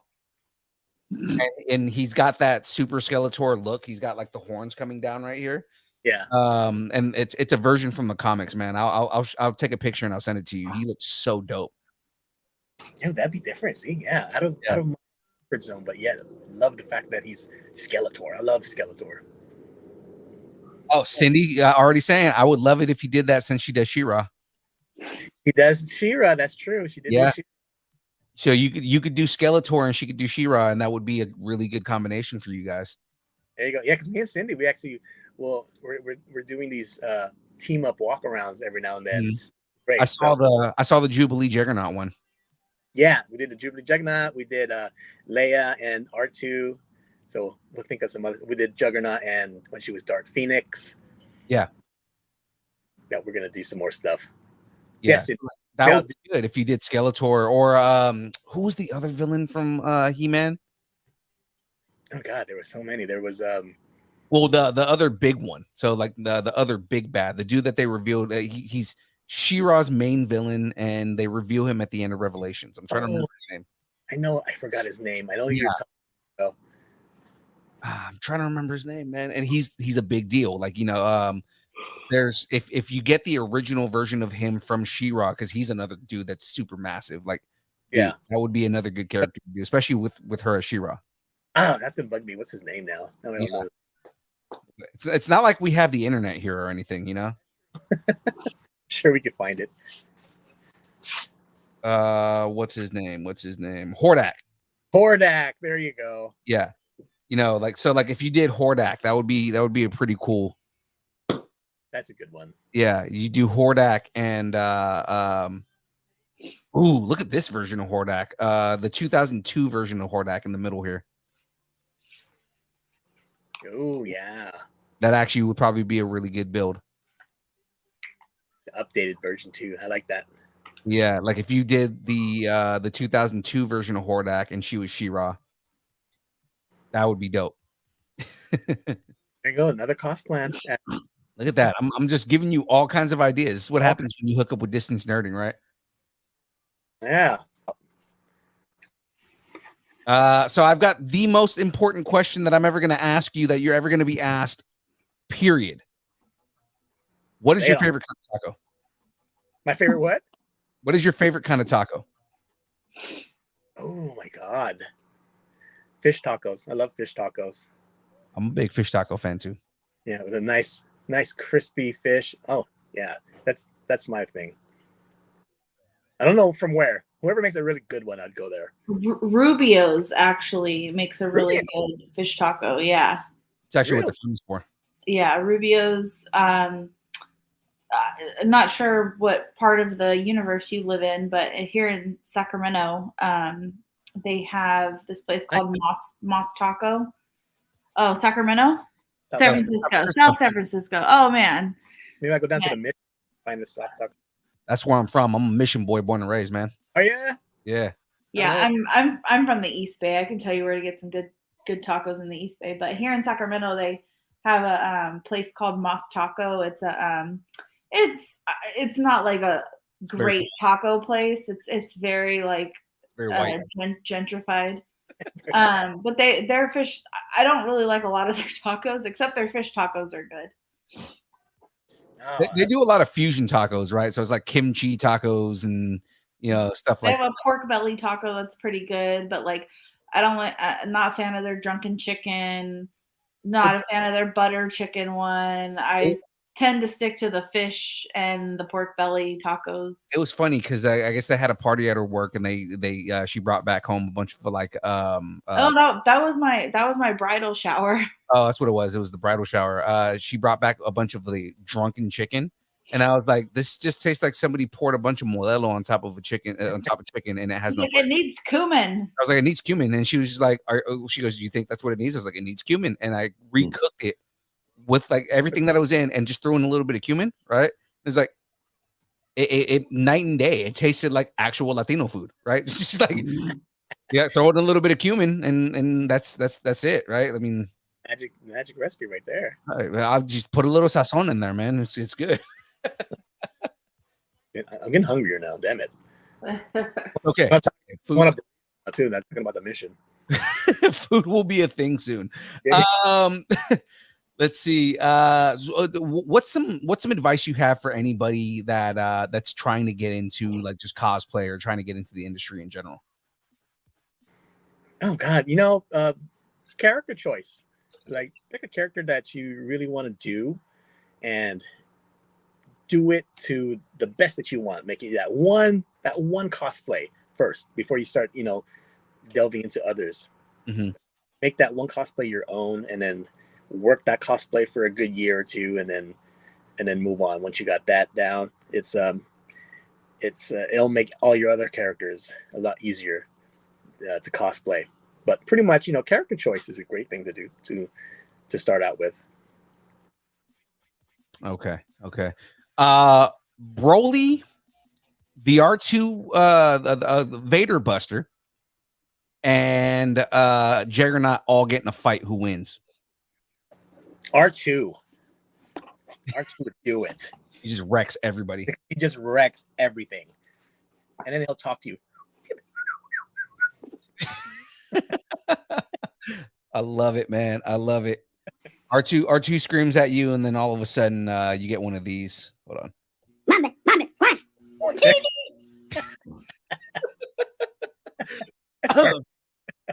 Right.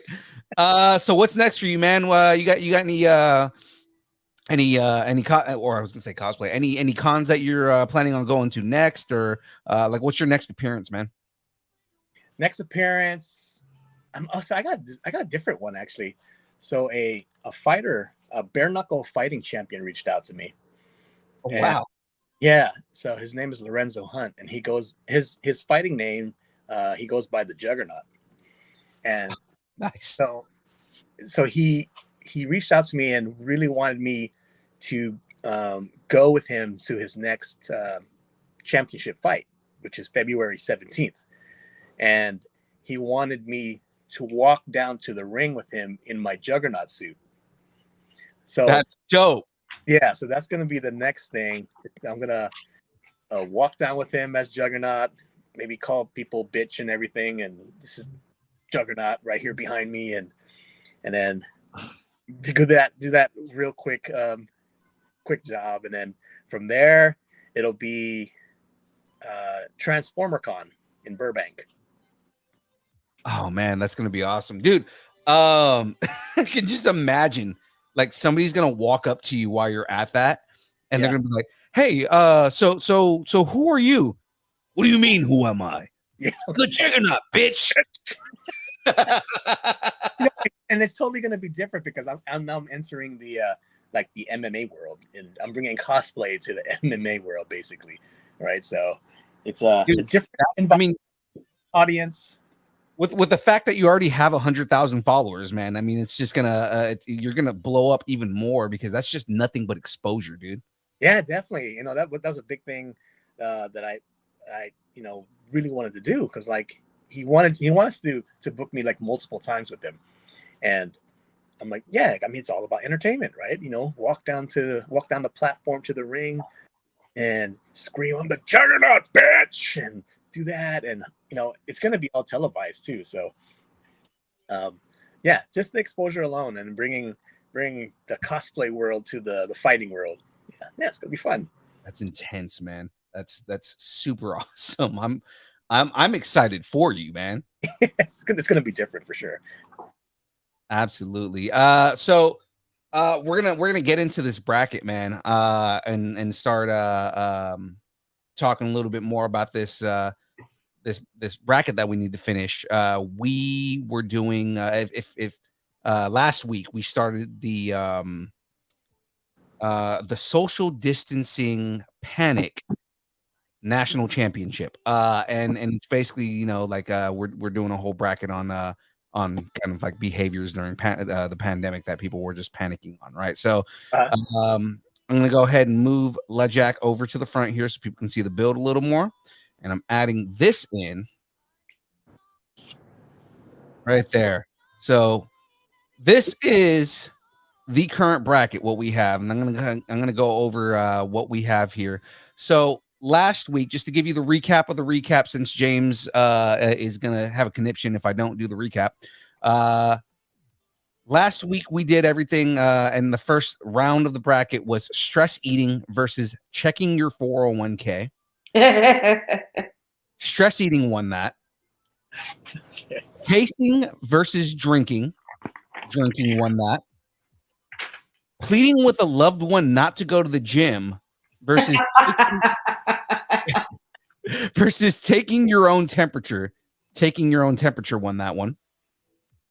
Oh, I spelled that wrong, but it was not taking toilet paper. It was hoarding toilet paper. Hoarding toilet paper. Okay, that was a pandemic one. Versus ordering stuffs on the interwebs. Ordering stuffs on the interwebs won that one. Bootlegging hand sanitizer versus scolding people out having fun. Bootlegging hand sanitizer won that one. Refusing to get out of bed versus spying on your neighbor's rear window style. Okay.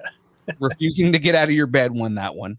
Compulsively washing your hands versus yelling at POTUS. And we had to clarify, it wasn't just yelling at the president, it was yelling at the actions of the president. Like, it was like, you know, whatever dumb decisions that any president made while this pandemic is happening, because we've had two.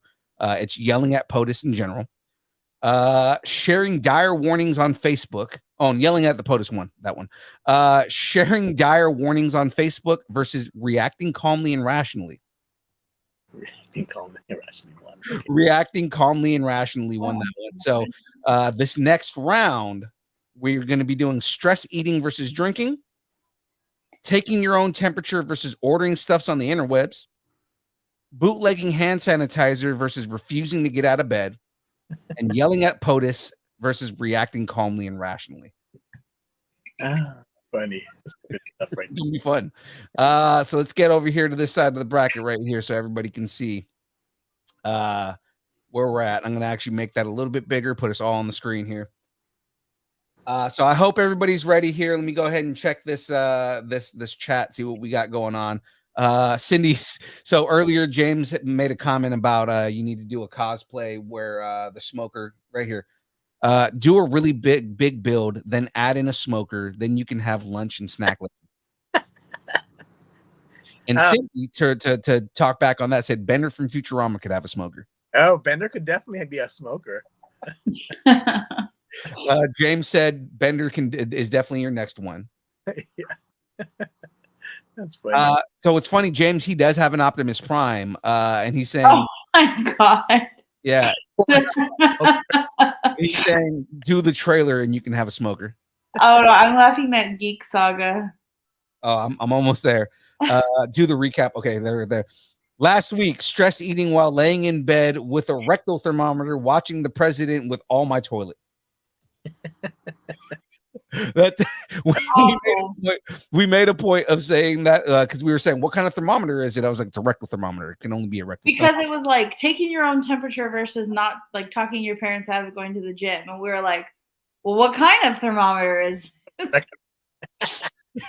Because maybe like in your mouth would be easier than talking to your parents about not going to the gym versus like the rectal thermometer. Make it on the armpit, that's another one. Yeah. James is saying, have you thought of doing a larger than life version of a character? Like, what comes to mind are some WWE action gigs that are drawn all superhero and huge.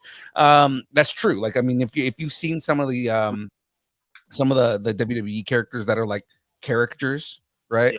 Of them, John Cena is a good one. I've seen like really big John Cenas. Another one would be The Rock. You know, guys that are already big and you just make them even bigger. Yokozuna. Yokozuna would be another good one, man. Andre the Giant was probably the one that came to mind earlier before I even thought of all this.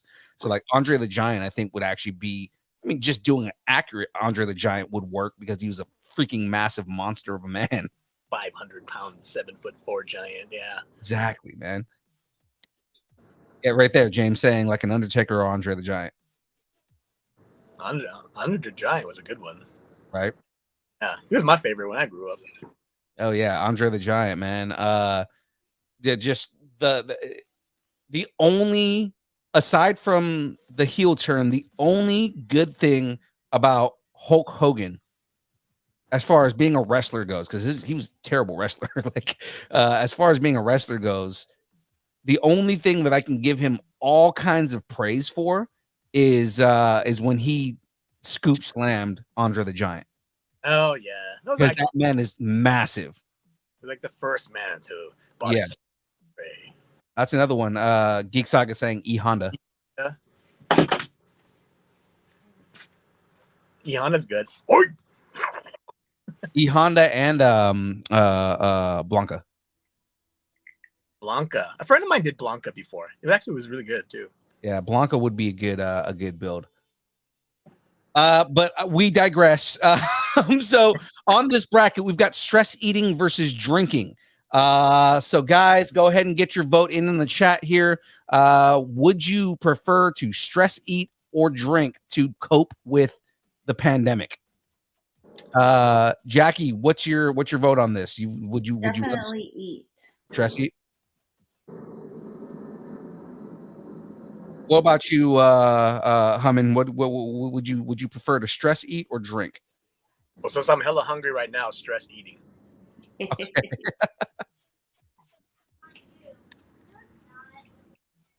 Cindy said stress eating. I almost want to say drinking, but I mean, I'm thinking like of what I actually did, and I'm probably gonna go with stress eating. That's exactly what I did. I went to work because I work in healthcare. I mean, I was still working too. I worked too. I was a UPS guy. We never stopped. Oh yeah. Yeah. I worked for Amazon Smart Home through the beginning of the pandemic, so we worked from home, but really we were still doing our job, just teaching people how to use smart homes over the phone. Ah, smart. Julie, Jackie, your mom says drinking. Way to go, yeah, Mom. I'm sure she would. James said stress eating. Eugene just said blend it all together. I mean, I need a definite like answer. Stress eating and drinking at work? Yeah. Sounds like a good time to me. I mean, if you worked from home, you could literally do that. I'm sure people do. And I think, yeah. Totally. Oh yeah, Princess Bride, Andre the Giant. Well, Cindy, if he was Andre the Giant from the Princess Bride, then would you be Buttercup? That's kind of where we have to go with this. Or she does a bend of Inigo Montoya. My name is Inigo Montoya. You killed my father. Prepare to die. No. Well, I didn't get a definite answer from Eugene, but at this point, even if he said drinking, he said eating. Okay. I was gonna say, even if he said drinking, drinking definitely lost. So we got 6 for stress eating versus 2 for drinking. Looks like stress eating definitely moves on.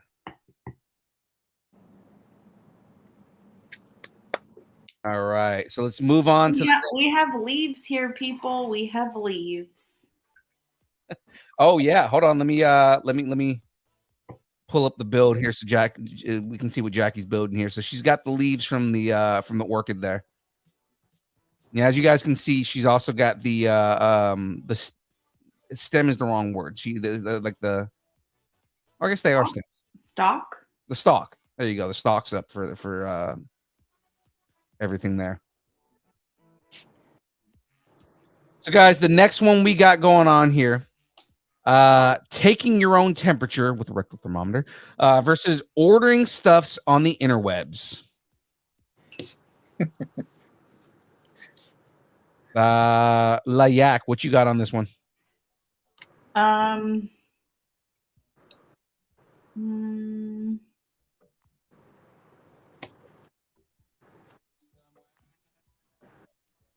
Taking my own temperature. All right. How about you, Raj? What do you got? I'm gonna go ordering stuff on the interwebs. Ordering things on the interwebs.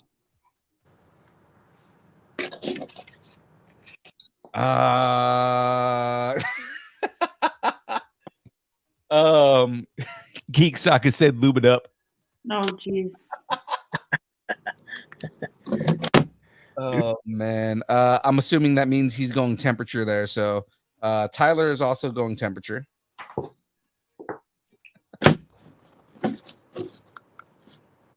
I'm also gonna go order things just because I'm thinking back to again the pandemic, and I pretty much I think I've done the most ordering of I've ever done in my life was during the pandemic. Everyone was ordering. Oh, God. Busy.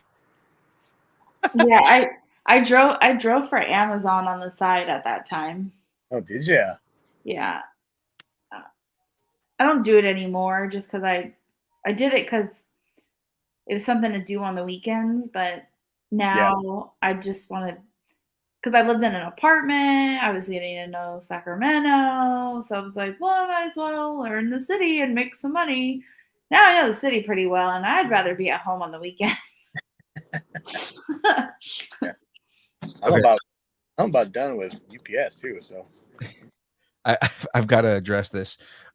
James said ordering more rectal thermometers since we can't find the ones we had. Is it because you lost them up your ass, James?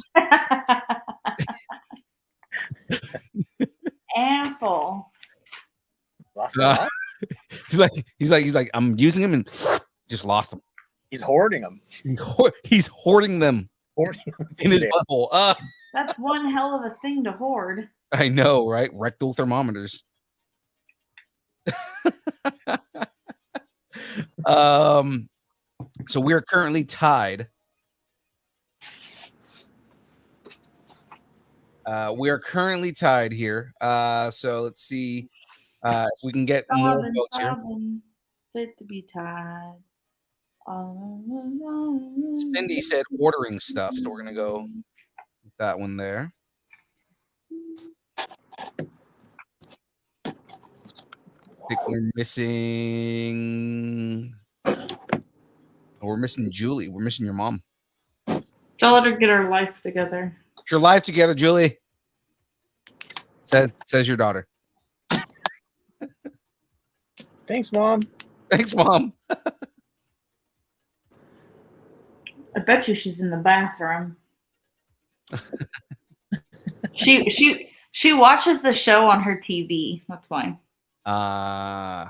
So she's not like all the other cochinos who probably take us into the bathroom with them.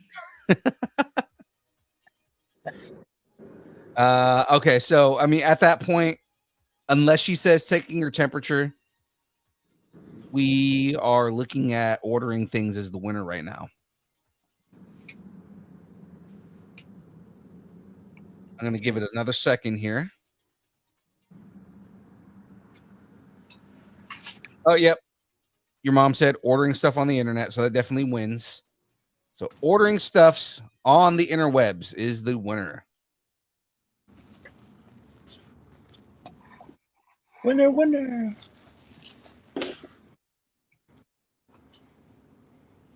All right. Moving on to the next one here. All right, guys. Our next bracket here, our next category is bootlegging hand sanitizer versus refusing to get out of bed. It's a good one. Right.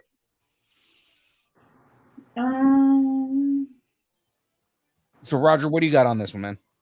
I'm gonna refuse to get out of bed. You're gonna refuse to get out of bed. All right. What about you, Jackie? Yeah, I probably have to go with that as well.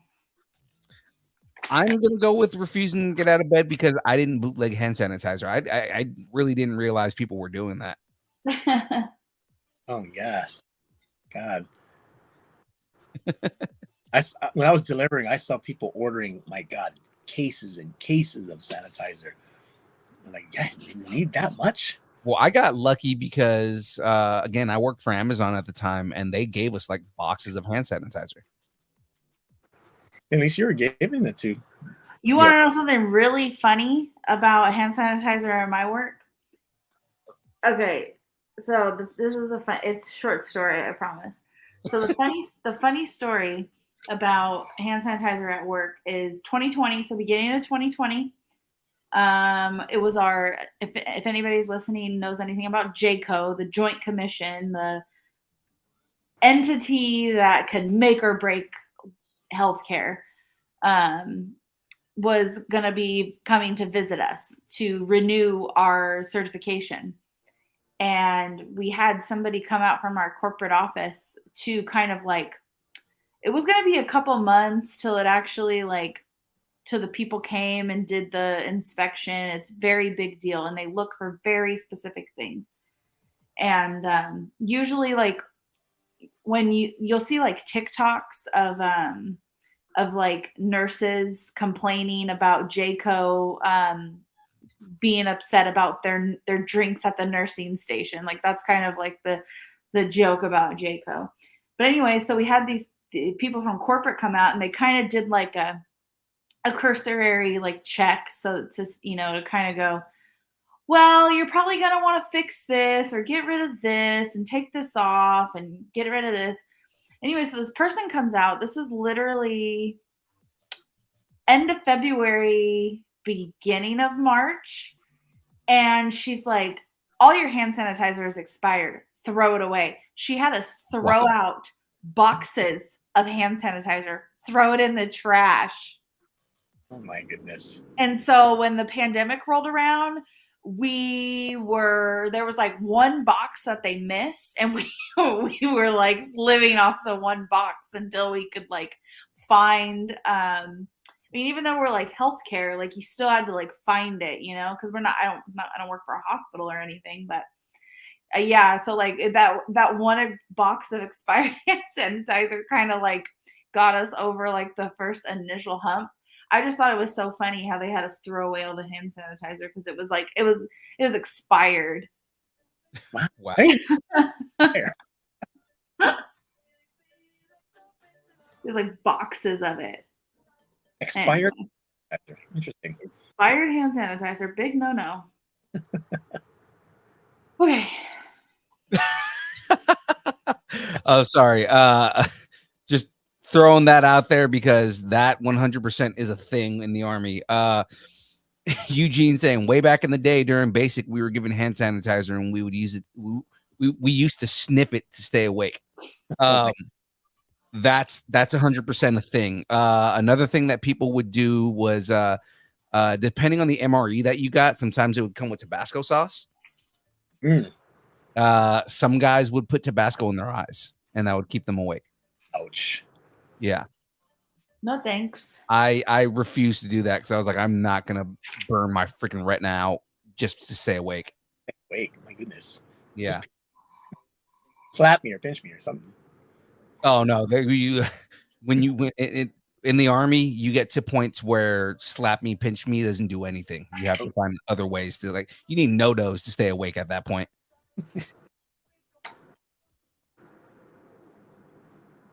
So pretty much everybody is voting for staying in bed. We have 1, 2, 3, 4, 5, 6, 7 votes for staying in bed. I think the only person that hasn't voted yet is James. and it's probably because he's trying to wrangle a bunch of children right now. Literally, you know, he has he has about 57 kids in his house right now. So I know that feeling. I got 3 waiting for me. he's got twins. So I mean, he's a step below you, man.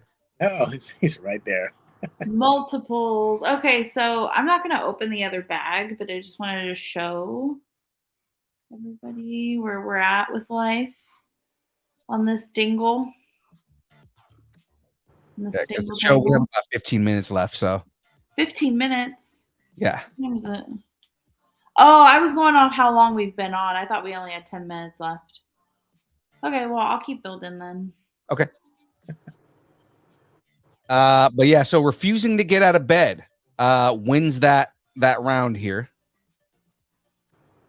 Let's get back here. All right. So that being said, the last part of this round, last bracket of this round, yelling at POTUS versus reacting calmly and rationally.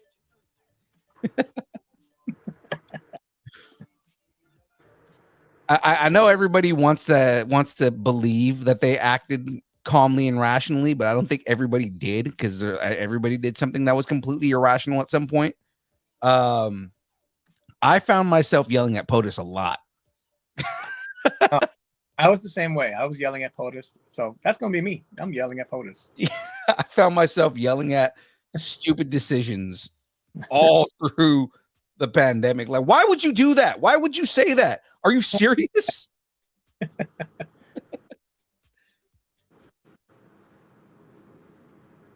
So let's go 1,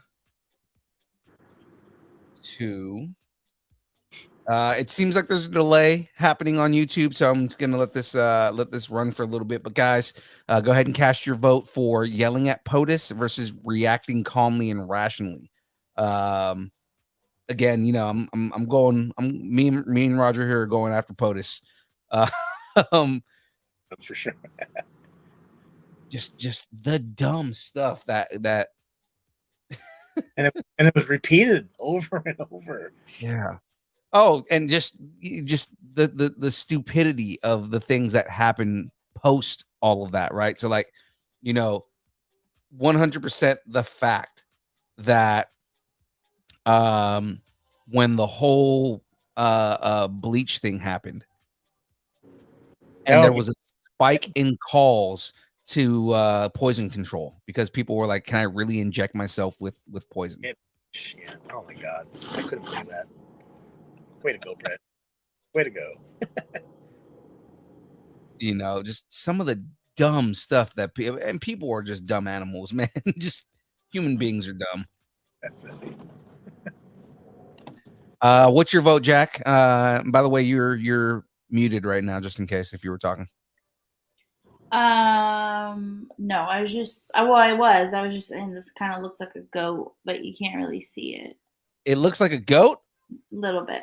Okay, what were the options again? Yelling at POTUS versus reacting calmly and rationally. Reacting calmly and rationally. All right, Jacqueline is going with I was calm.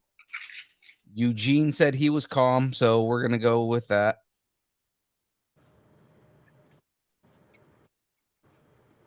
So far, we're tied up right now. 2 for yelling at POTUS, 2 for reacting calmly and rationally. He said, I merely spoke calmly to the TV. Like, you weren't like the rest of us screaming at the TVs like, idiots!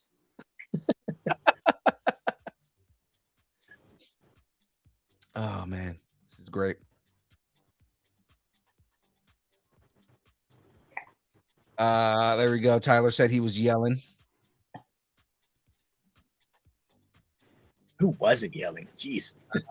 Yeah, I know, right? Both Julie and Cindy said that they were calm. I can see that in Cindy. She's a calm fool.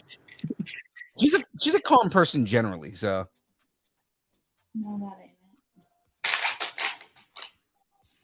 She's got a very, very calm demeanor around her. Most definitely. Mhm. Unlike me, who is like a loud, raucous character, you know. Dude, I'm so Wade Wilson when I walk around cons, man. I'm just like yelling out the most random dumb stuff. That's what makes it. But like that's the whole thing is what I've noticed at a lot of cons is when you see Deadpools walking around, Mhm. you tend to get people who are very like, people who like the character, but they tend to be very calm, right? And just, they might be a little bit timid even though they're behind a mask. I am not calm, timid in any way. I am yelling stupid stuff through the entire con. Like when I was looking for you, Yeah. right? Has anybody seen Broly? I want to fight him. He's probably going to kick my ass, but I want to fight Broly. Where has anybody seen Broly? Or one of the ones that's becoming more and more of like one of my signatures is. Has anybody seen Logan? He's about 4 foot nothing, really angry, knives for fingers, really bad chops. Tried to cut him off one time. He woke up in the middle of the night and stabbed me in the chest. It's just. It's an excellent example of a rendition of a Logan. Perfect example. And it's funny because like there was a couple times at SAC Anime specifically where people didn't know what I was talking about, and it took them a minute to realize I was talking about Wolverine. Because one guy seriously thought that I had like lost a kid. Oh my gosh! Right? He was like, "Well, what does he look like?" I was like, "Well, he's about 4 foot nothing. Like I said, really angry, knives for fingers. Generally walks around with a leather jacket. Hair kind of looks like the White Devil from Ace Ventura. Just, and the guy goes, "Wait, you're talking about Wolverine?" And I'm like, I mean, some people call him that. And he goes, "Dude, you had me going for a minute. That's really good." Knives for fingers? You didn't get that? Exactly. It's like the reference right off the bat is knives for fingers. You should know that already. The new one I added in on this one though was really bad chops. I tried to shave him the other day and he woke up in the middle of the night and stabbed me in the chest. And the joke being that I tried to shave him while he was sleeping, right? So it's like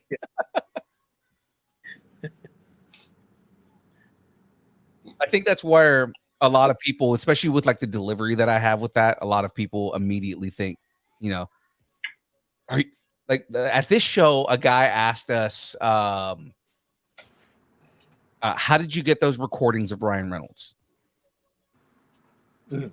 Right. And I was like, recordings? What are you talking about, man? I'm like, I don't, did you need me to say your name? He goes, "Oh my God, that's you?" I'm like, "Yeah, that's me." Voice actor right there. Yeah, exactly. Oh boy. Don't get him started. Oh man. Lately I've been doing a lot of Morty Smith. Rick and Morty? Yeah, and I've been like one of the things that I love doing is especially when I see like a Rick and Morty cosplayer. Yeah. I will like I'll walk by and you just see the Rick and Morty walk by. I'm like, "Oh geez, Rick, what is going on right now? I don't know what's happening. Just shit." And people will look around like, "What the hell?" I'm like, "I don't know. It sounded amazing, didn't it?" Just especially because I'm wearing a mask, so you don't 100% know where it's coming from, right? Yeah. It's perfect. Cindy saying, "Yeah, if I cosplayed Bakugo, it would be hard." Bakugo. Mm-hmm. My She can hero. do anything.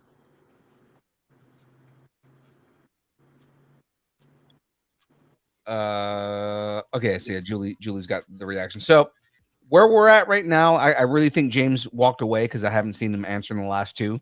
At this point right here, looks like reactions have won. The reactions have won, so we have gotten rid of yelling at POTUS.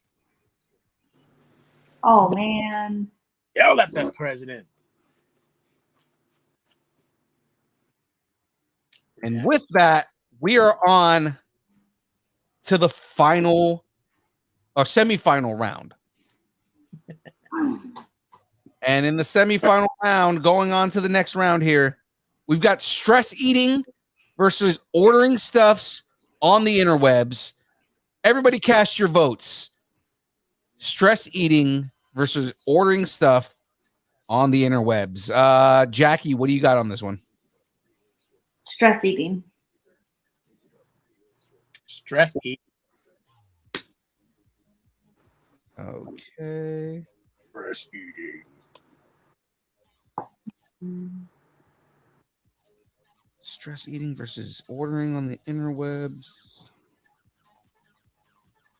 Trying to figure out which one would I go with. I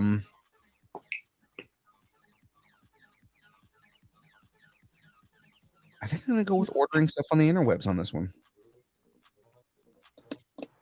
What? You're not food? You know what? I love food, but it's kind of like Oh, James said he's checking on his brisket. Again,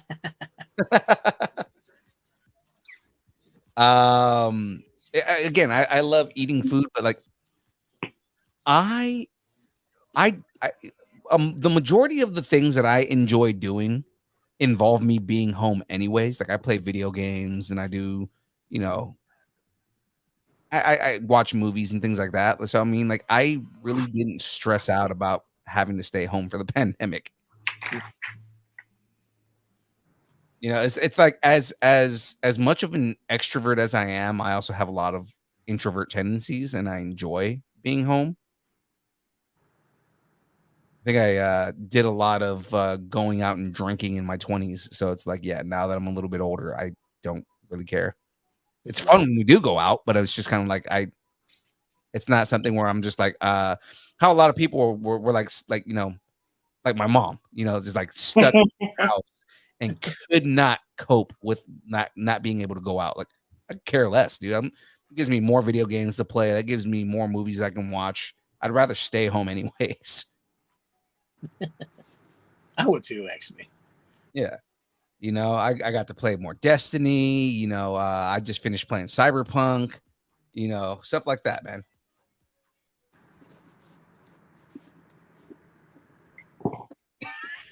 Okay. You know what? Eugene does have a good point right there, right? He said, let me put it on the screen. That's a tough one considering that I did a lot of my food ordering online. Double whammy. James said, I saw all those Amazon boxes in your garage. There were a lot of Amazon boxes in my garage for a while. Looks like, well, so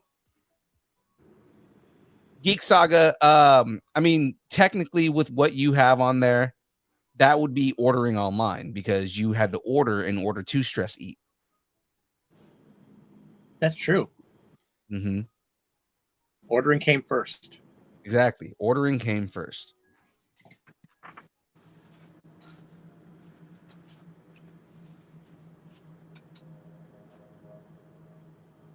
I think I'm going to put your mom down for ordering. Oh, yeah. Sorry. She just texted me ordering. Oh, okay. She said all of her stuff is out of sync. Got it. Okay. I think I'm officially stumped on how a piece is supposed to fit in here. Oh, no.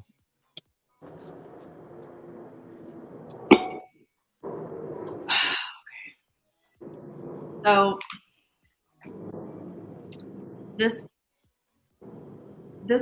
picture is really rather suggestive, if you ask me.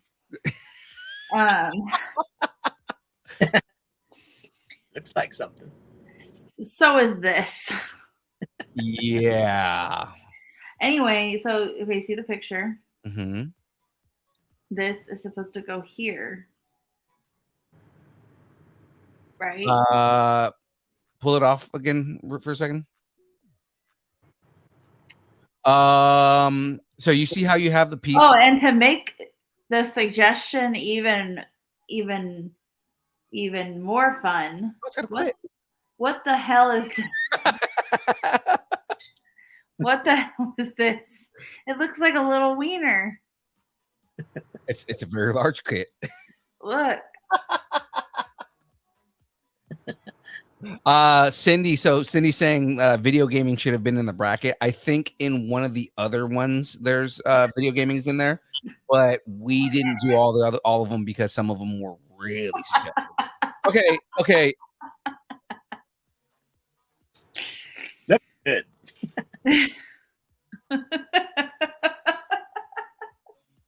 You know, like the screen is big on you, right? So Jack, you see that piece where your fingers at right now?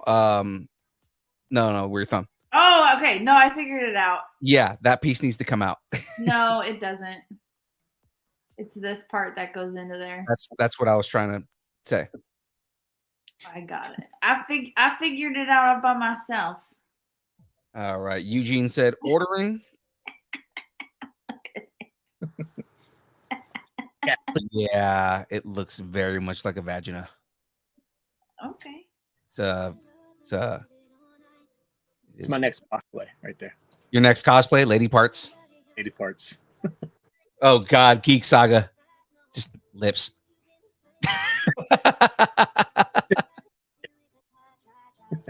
Oh, this is getting really gross. If you have small children watching the show, I apologize. This is anatomy. It's true.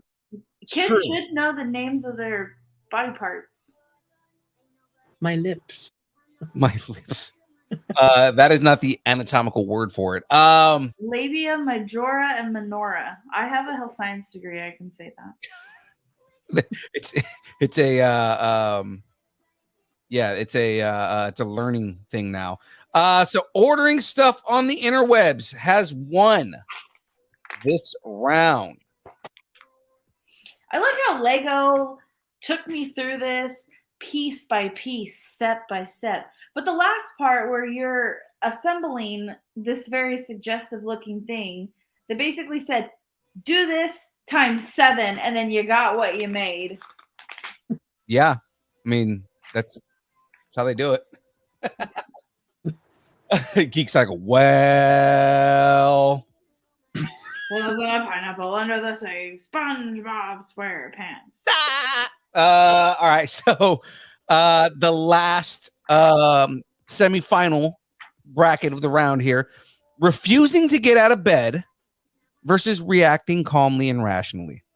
I'm going to go with to get out of bed. Exactly. I'm going with refusing to get out of bed. I'm still not getting out of bed. Staying.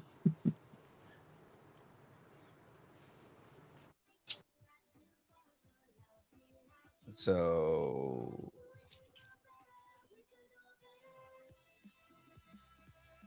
there we go. So we already have 3 for not getting out of bed. Ladies and gentlemen, go ahead and cast your votes in the chat.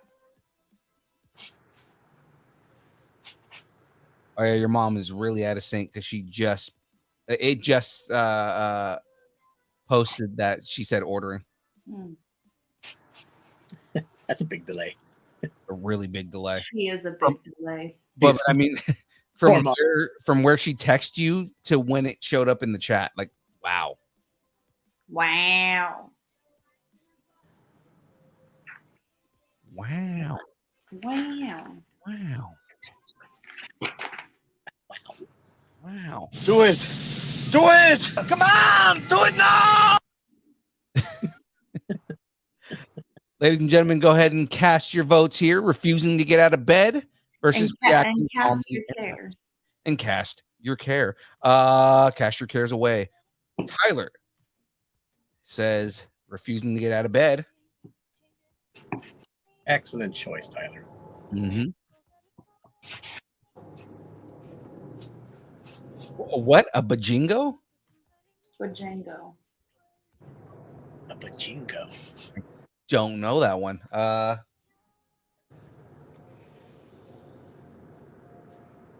We didn't actually, man. That was actually a question that I forgot to write down that I kept reminding myself to ask, and I forgot anyways.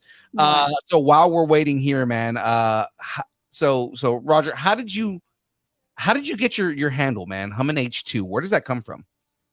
Oh, okay. So I drive an H2 Hummer one. And then I used to go up to Tahoe a lot and do some snowboarding with my buddies. And one of the things we always do was we actually hooked up a karaoke machine inside the Hummer, right? So long trips, usually we'd get either stuck in traffic because of the snow. So one of my buddies would always say, it's time we do some humming. So that was our slang for singing, right? So so everyone was like, all right, let's do some humming in the H2. We're bored now. So then we would start doing some karaoke in the car. So humming H2, when I started Instagram, I wasn't planning on really using it. I was just like, okay, I'm just gonna put humming H2. So basically, it's slang for singing in my H2. That's funny that it's like it was your Instagram handle and that became your cosplay name. Yeah, I just never changed it, Yeah. Okay. And at this point now, I'm like, why change it? It's me now. So Yeah. Because I mean, you could brand yourself as Roger P. Cosplay, like how everybody else does, right? Like yeah. my cosplay, I mean, all my cosplay stuff is under Distance Nerding. Yeah. But I mean, like, I go based off of the character that I do. So it's we when we brand things, we say Unipool, because I mostly cosplay as Deadpool cosplaying as a unicorn. Yeah. You know? Actually, I like that one. Yeah, and and that came from a joke that when Rob Liefeld asked me what my cosplay was called, I was like, I guess you can call it Unipool. Right?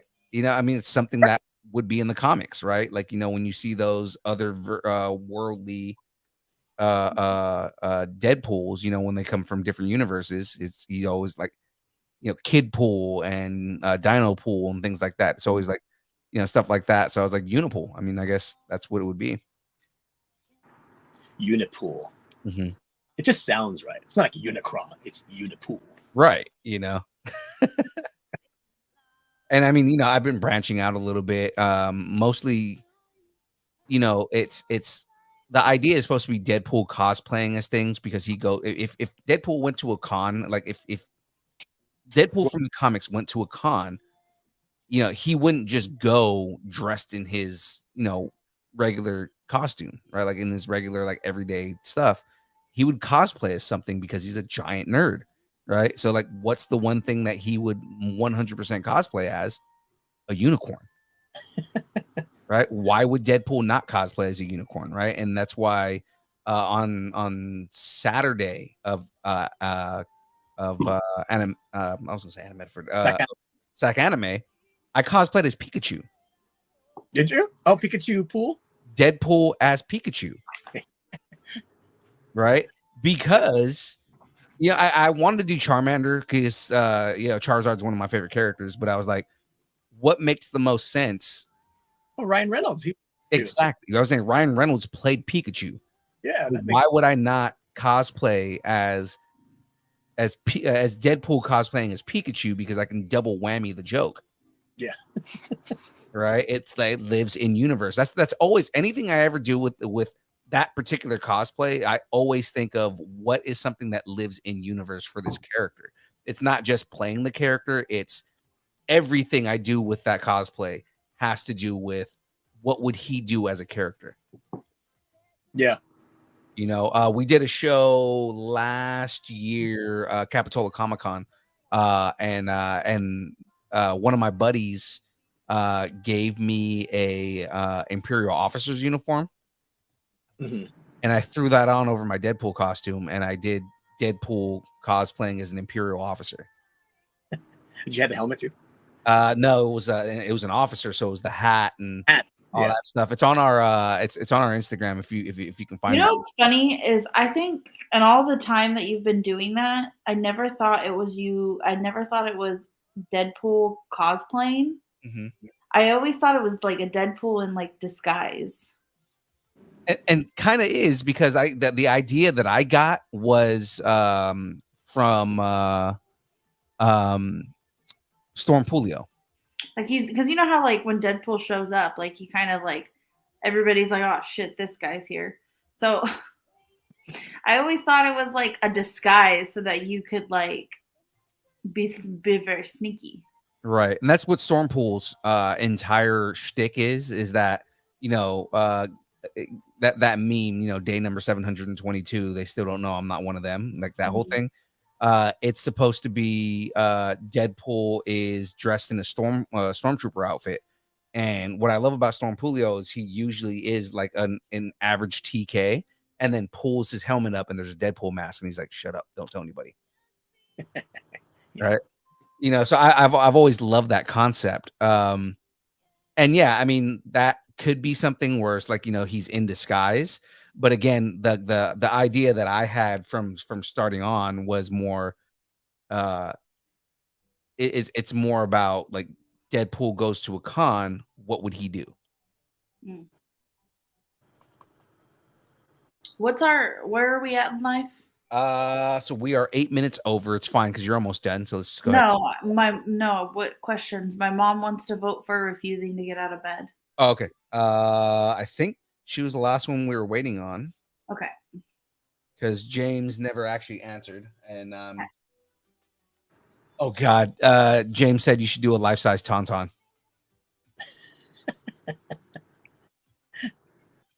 Oh man. So with that one, there were no votes for reacting calmly and rationally. Everybody voted for refusing to get out of bed. They love bed. I mean, you know, who doesn't, right? Exactly. So, with that being said, we are on the championship round here. And for the championship round, it's ordering stuff on the internet versus refusing to get out of bed. Cast your votes here and now, ladies and gentlemen. Refusing to get out of bed versus ordering stuff on the internet. I'm going to say ordering stuff on the internet. I'm still going to say bed. I was going to say, what is the ultimate panicking activity during the pandemic? The ultimate panicking activity? Yep. Oh gosh, that's a good Mine was ordering stuff on the internet because when I was ordering like all the COVID stuff, I was also ordering murder hornet spray. Oh yeah, that's a thing. Murder hornet spray. Because remember murder hornets? They were talking about the murder hornets during the pandemic. Right, yeah. That would be the panicky thing, ordering. Definitely. Just ordering everything. Whatever you couldn't find. What else did I? Well, I never really liked going to the store anyways. I'm trying to remember what are some weird things that I bought. I'm voting for ordering stuff on the interwebs. All right, I'm going to pause this. I'm working on the flowers. I'll finish this up next week. I only have that much stuff left. Okay.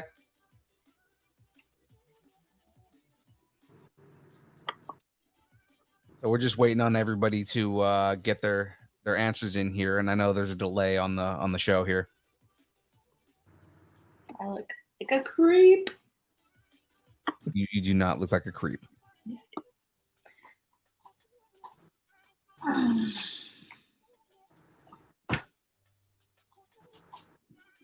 So Tyler voted for ordering stuff on the internet. So far, ordering stuff on the internet is out.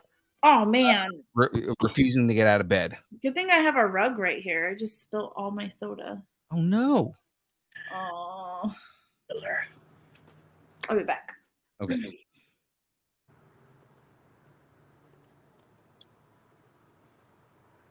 Just waiting on the answers here. All right, Geek Saga, refusing to get out of bed.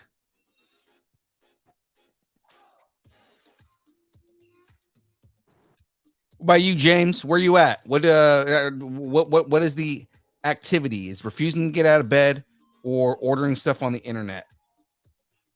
Ordering by a smidgen. Cindy voting for ordering. Cindy, you and your shopping.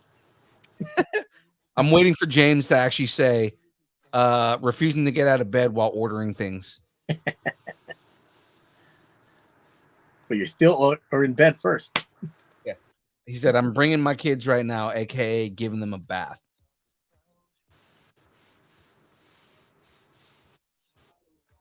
He said, ordering. Come on, I can order from bed.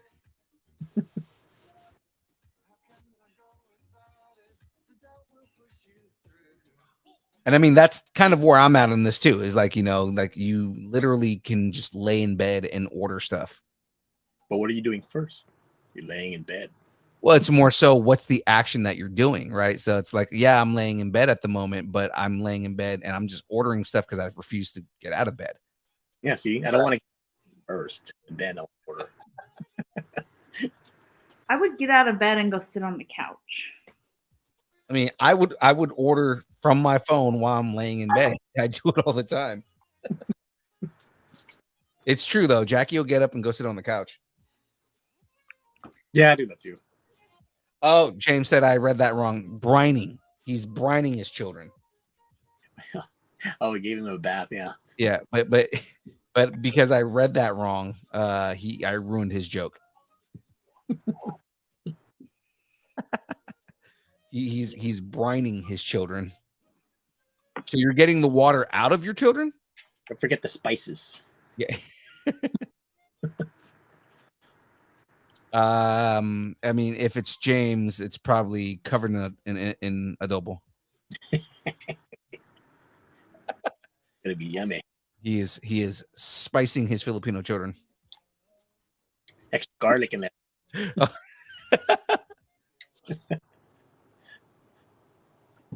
We are making children adobo with sea log on the side. So there we go. That's a treat right there. Oh man. I went to a restaurant in Vegas when I was working out there.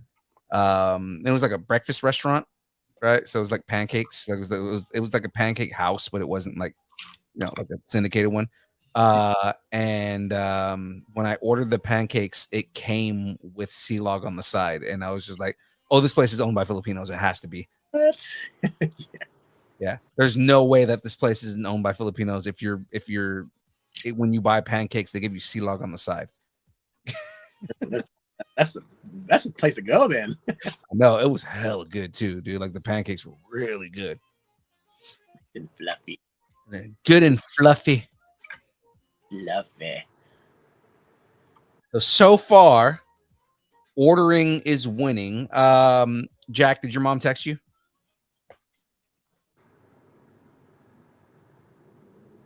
Mom's ordering. She doesn't text me yet. Okay, well, her mom can go either way with this one.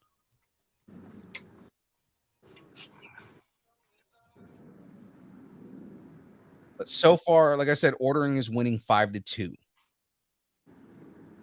Onesies are comfy, but I did lots of crafting and needed supplies. Oh, It's yeah. Yeah, it's funny because most of my cosplays are basically just Deadpool wearing onesies. And again, it's out of a need because I have a mask, and that's it. Oh, and then I have swords that I got at LA Comic-Con, but like everything else with that costume is because a accurate Deadpool costume is stupid expensive. Oh God, yeah. Yeah, so it's like his mask was expensive. Right, I can't afford to get the costume. Yeah. So you don't say you can't afford something. You say it's not your budget. It's not your budget right now. 100% not in my budget. But it will be someday. Yeah, I hope it will be someday. Like I would like to. Like the next thing I've been trying to get is the movie accurate gloves. Because right now I just use regular combat gloves, right? Like I have 511 shooters gloves and I use those.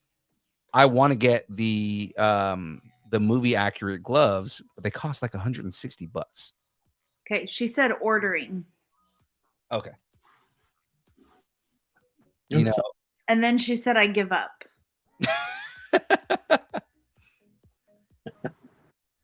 but I mean, you know, for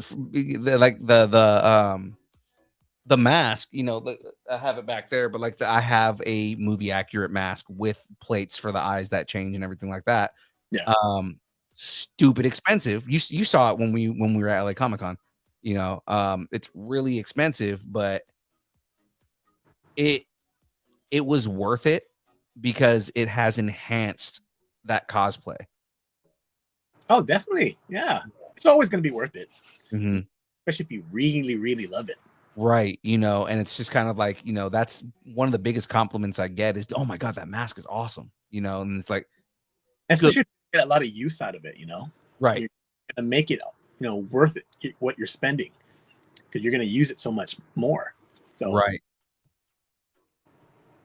Yeah, it's an awesome piece. You know what I mean? Like I would love to at some point get the full costume and walk around as Deadpool with like small little changes to things. Yeah. Right? Like again, you know, rather than wearing the boots, walk around in the Crocs, you know, because why not, right? And just be comfortable, right? But it's also like, you know, I want to do more things where it's like, okay, again, wearing the costume, but then having different things around it, you know, and just making it funny. You know what I mean? Making it Deadpool. Yeah, just very Deadpool, you know, just like some of the things that I want to do, like to add on to what I have right now. Like I kind of want to get the thigh holster. I want to get the chest strap and things like that to add on top of the current costume. Yeah. Right. Where it's like I'm still doing what I've been doing in that costume, but I'm adding more Deadpool things to it. You know, the calf holster for the knife, you know, again, like the thigh holsters for the guns. I already have his swords. You know, I rock up My Little Pony backpack because why not? Right. I do have the Adventure Time watch that he wears in the movie, which apparently I didn't realize was really hard to get. I got it on Amazon. You got it. Yeah. And a lot of people were like, oh yeah, because I guess it was a like McDonald's exclusive watch. Mm-hmm. Right. Which I didn't realize. I just lucked out and happened to get the watch. And every time I talk to people now, they're like, you got the watch from the movie? It's like impossible to find, or it's like hundreds of dollars on eBay. I got it for like $20. Where are we at with this bracket? It looks like we've got a winner. Okay.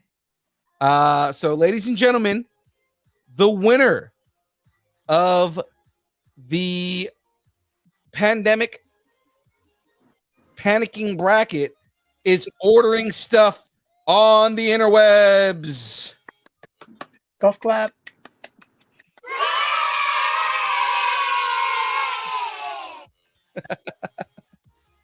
Shut up and take my money. Literally. So with that, I expect Amazon to sponsor us now. there are ways to do that. Jeff Bezos, come on. Yeah, I know, right? Bezos, you know how awesome our show is. Do it. Oh, look at that. GoFundMe for Phil's Deadpool suit. There you go. See, that would be great. It's the only reason I won't do a GoFundMe because I don't see people giving me money to go and buy a costume. You never know until you try. You never know. It's true. Fans will you miss 100% of the shots you don't take. It never hurts to ask. It's 100% true. Yeah, it doesn't. I bought a stand-up desk and then told my boss, hey, I bought a stand-up desk, and I told her why. And normally you have to go through like all this whatever. And so far she said she would consider it. So who knows? See, there you go. If you don't ask, you don't get. Yeah. Yeah. I mean, you guys are both right. 100% right. It's hard to ask. it really is hard to ask people, you know, just to say, hey, I want to continue doing this cosplay and I want to elevate it, help me buy the costume. Yeah. You know, there's a lot of different things that you could even. Sorry, I really am not trying to drag this on, but I just want to finish that thought. Is a while back I was trying to get rid of stuff and I was trying to sell it on OfferUp, and that was a pain in the ass. But some of my more successful like transactions were actually trading things. Like I traded hair curlers for a thing of honey that I needed. That's true. Yeah. So like, yeah, maybe they just won't like throw money at you, but you could Offer something. You could, you know how to do podcast stuff. You can help them with that. You know how to make sound bites. You can, there's things that you have that other people wouldn't even begin to know how to do or even know are possible. And what do they have on YouTube? Those super chats, stuff like that. Mm-hmm. Okay. So actually, I've got a treat for everybody just because I forgot to do it earlier. I was going to do it in between the end of the interview and doing the bracket, but I forgot to do it. So I'm going to do one right now before we end. Got a little endorsement from a cartoon character, and given that you are a old school Hasbro guy, I think you'll appreciate this one because I was going to do a different character, but I'm going to go with this one because this will probably hit you in the childhood right now. So here's our endorsement from a good buddy of ours. Hey, Raphael. Yeah, that's right. The original Raphael of the Teenage Mutant Ninja Turtles. I just saw Shredder the other day. You know what he was listening to? The Distance Nerding Podcast. I was going to kick the hell out of him, but because he's got taste in podcasts, I let him slide this time. So do yourself a favor. Listen to the Distance Nerding Podcast. Have yourself a hot fudge marshmallow tuna fish and Doritos pizza. Internal power. Hey, Gad. Hello, Pinky here, the really genius half of Pinky and the Brain. When Brain and I are planning to take over the world, the only podcast Brain allows me to listen to is the Distance Nerding Podcast. So, listen, or Brain will bop you on the head. Nerf. All right. That's our endorsement right there. Excellent. Got a couple of cartoon characters that love our show, specifically Raphael and Pinky from Pinky and the Brain. So, I mean, if they're watching the show and they're listening, must be decent, right? It's great.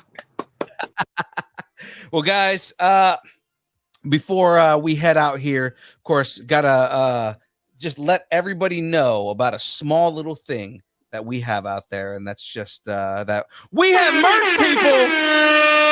That's right, ladies and gentlemen, we've got merch. If you are interested in any of the Distance Nerding merch out there, you just got to hit us up. You got to let us know. Now, we have hats. Hats are $35 each or $30 if you get multiple hats. As of this moment, we only have the Galaxy Gray left in stock. That's this guy right here.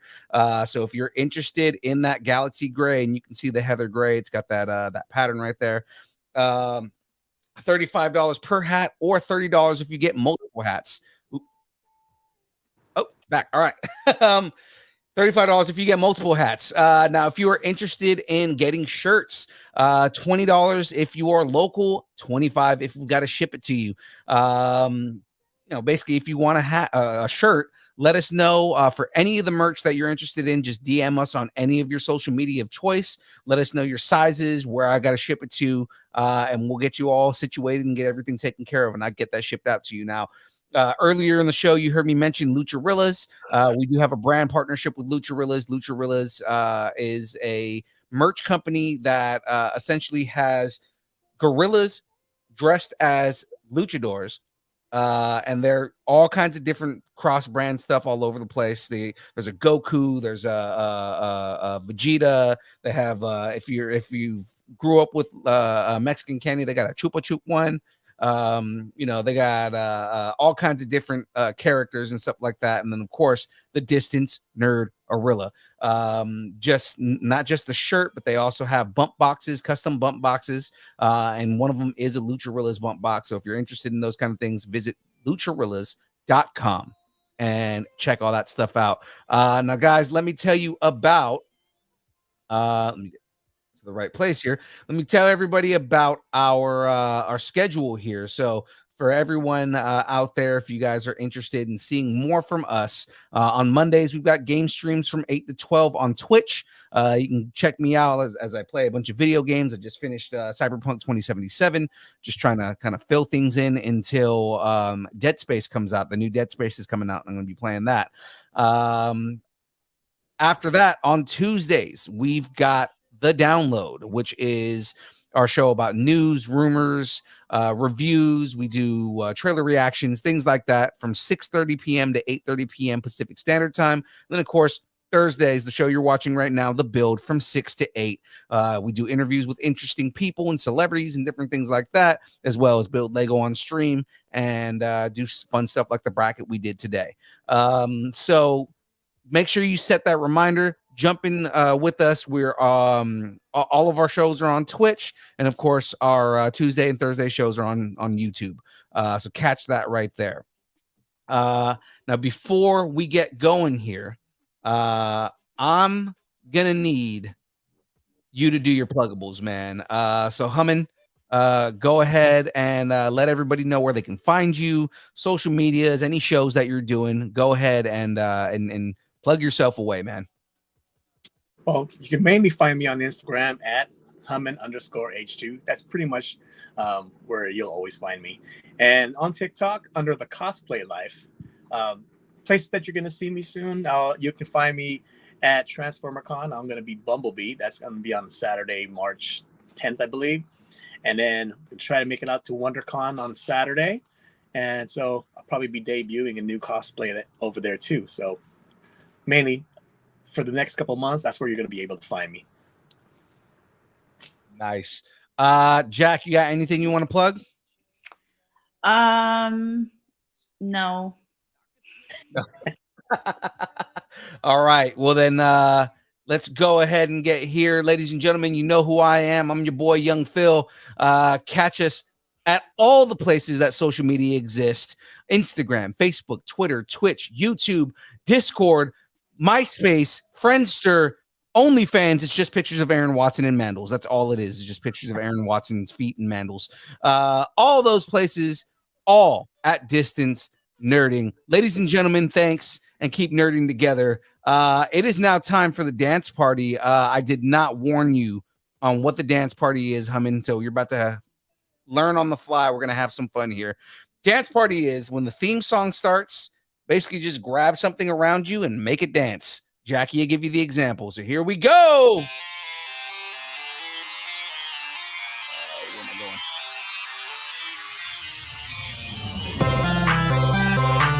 Those are adorable feet.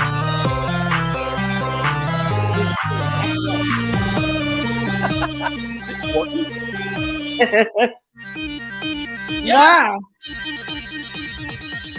Distance nerding.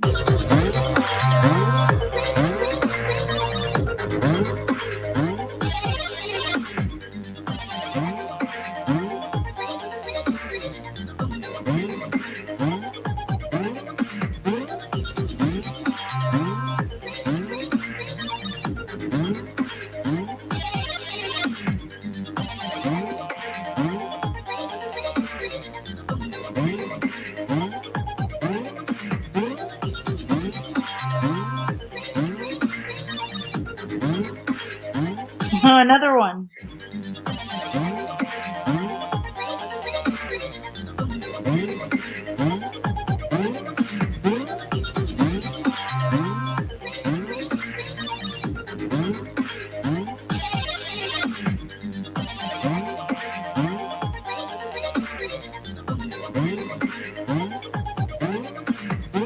See everybody next week.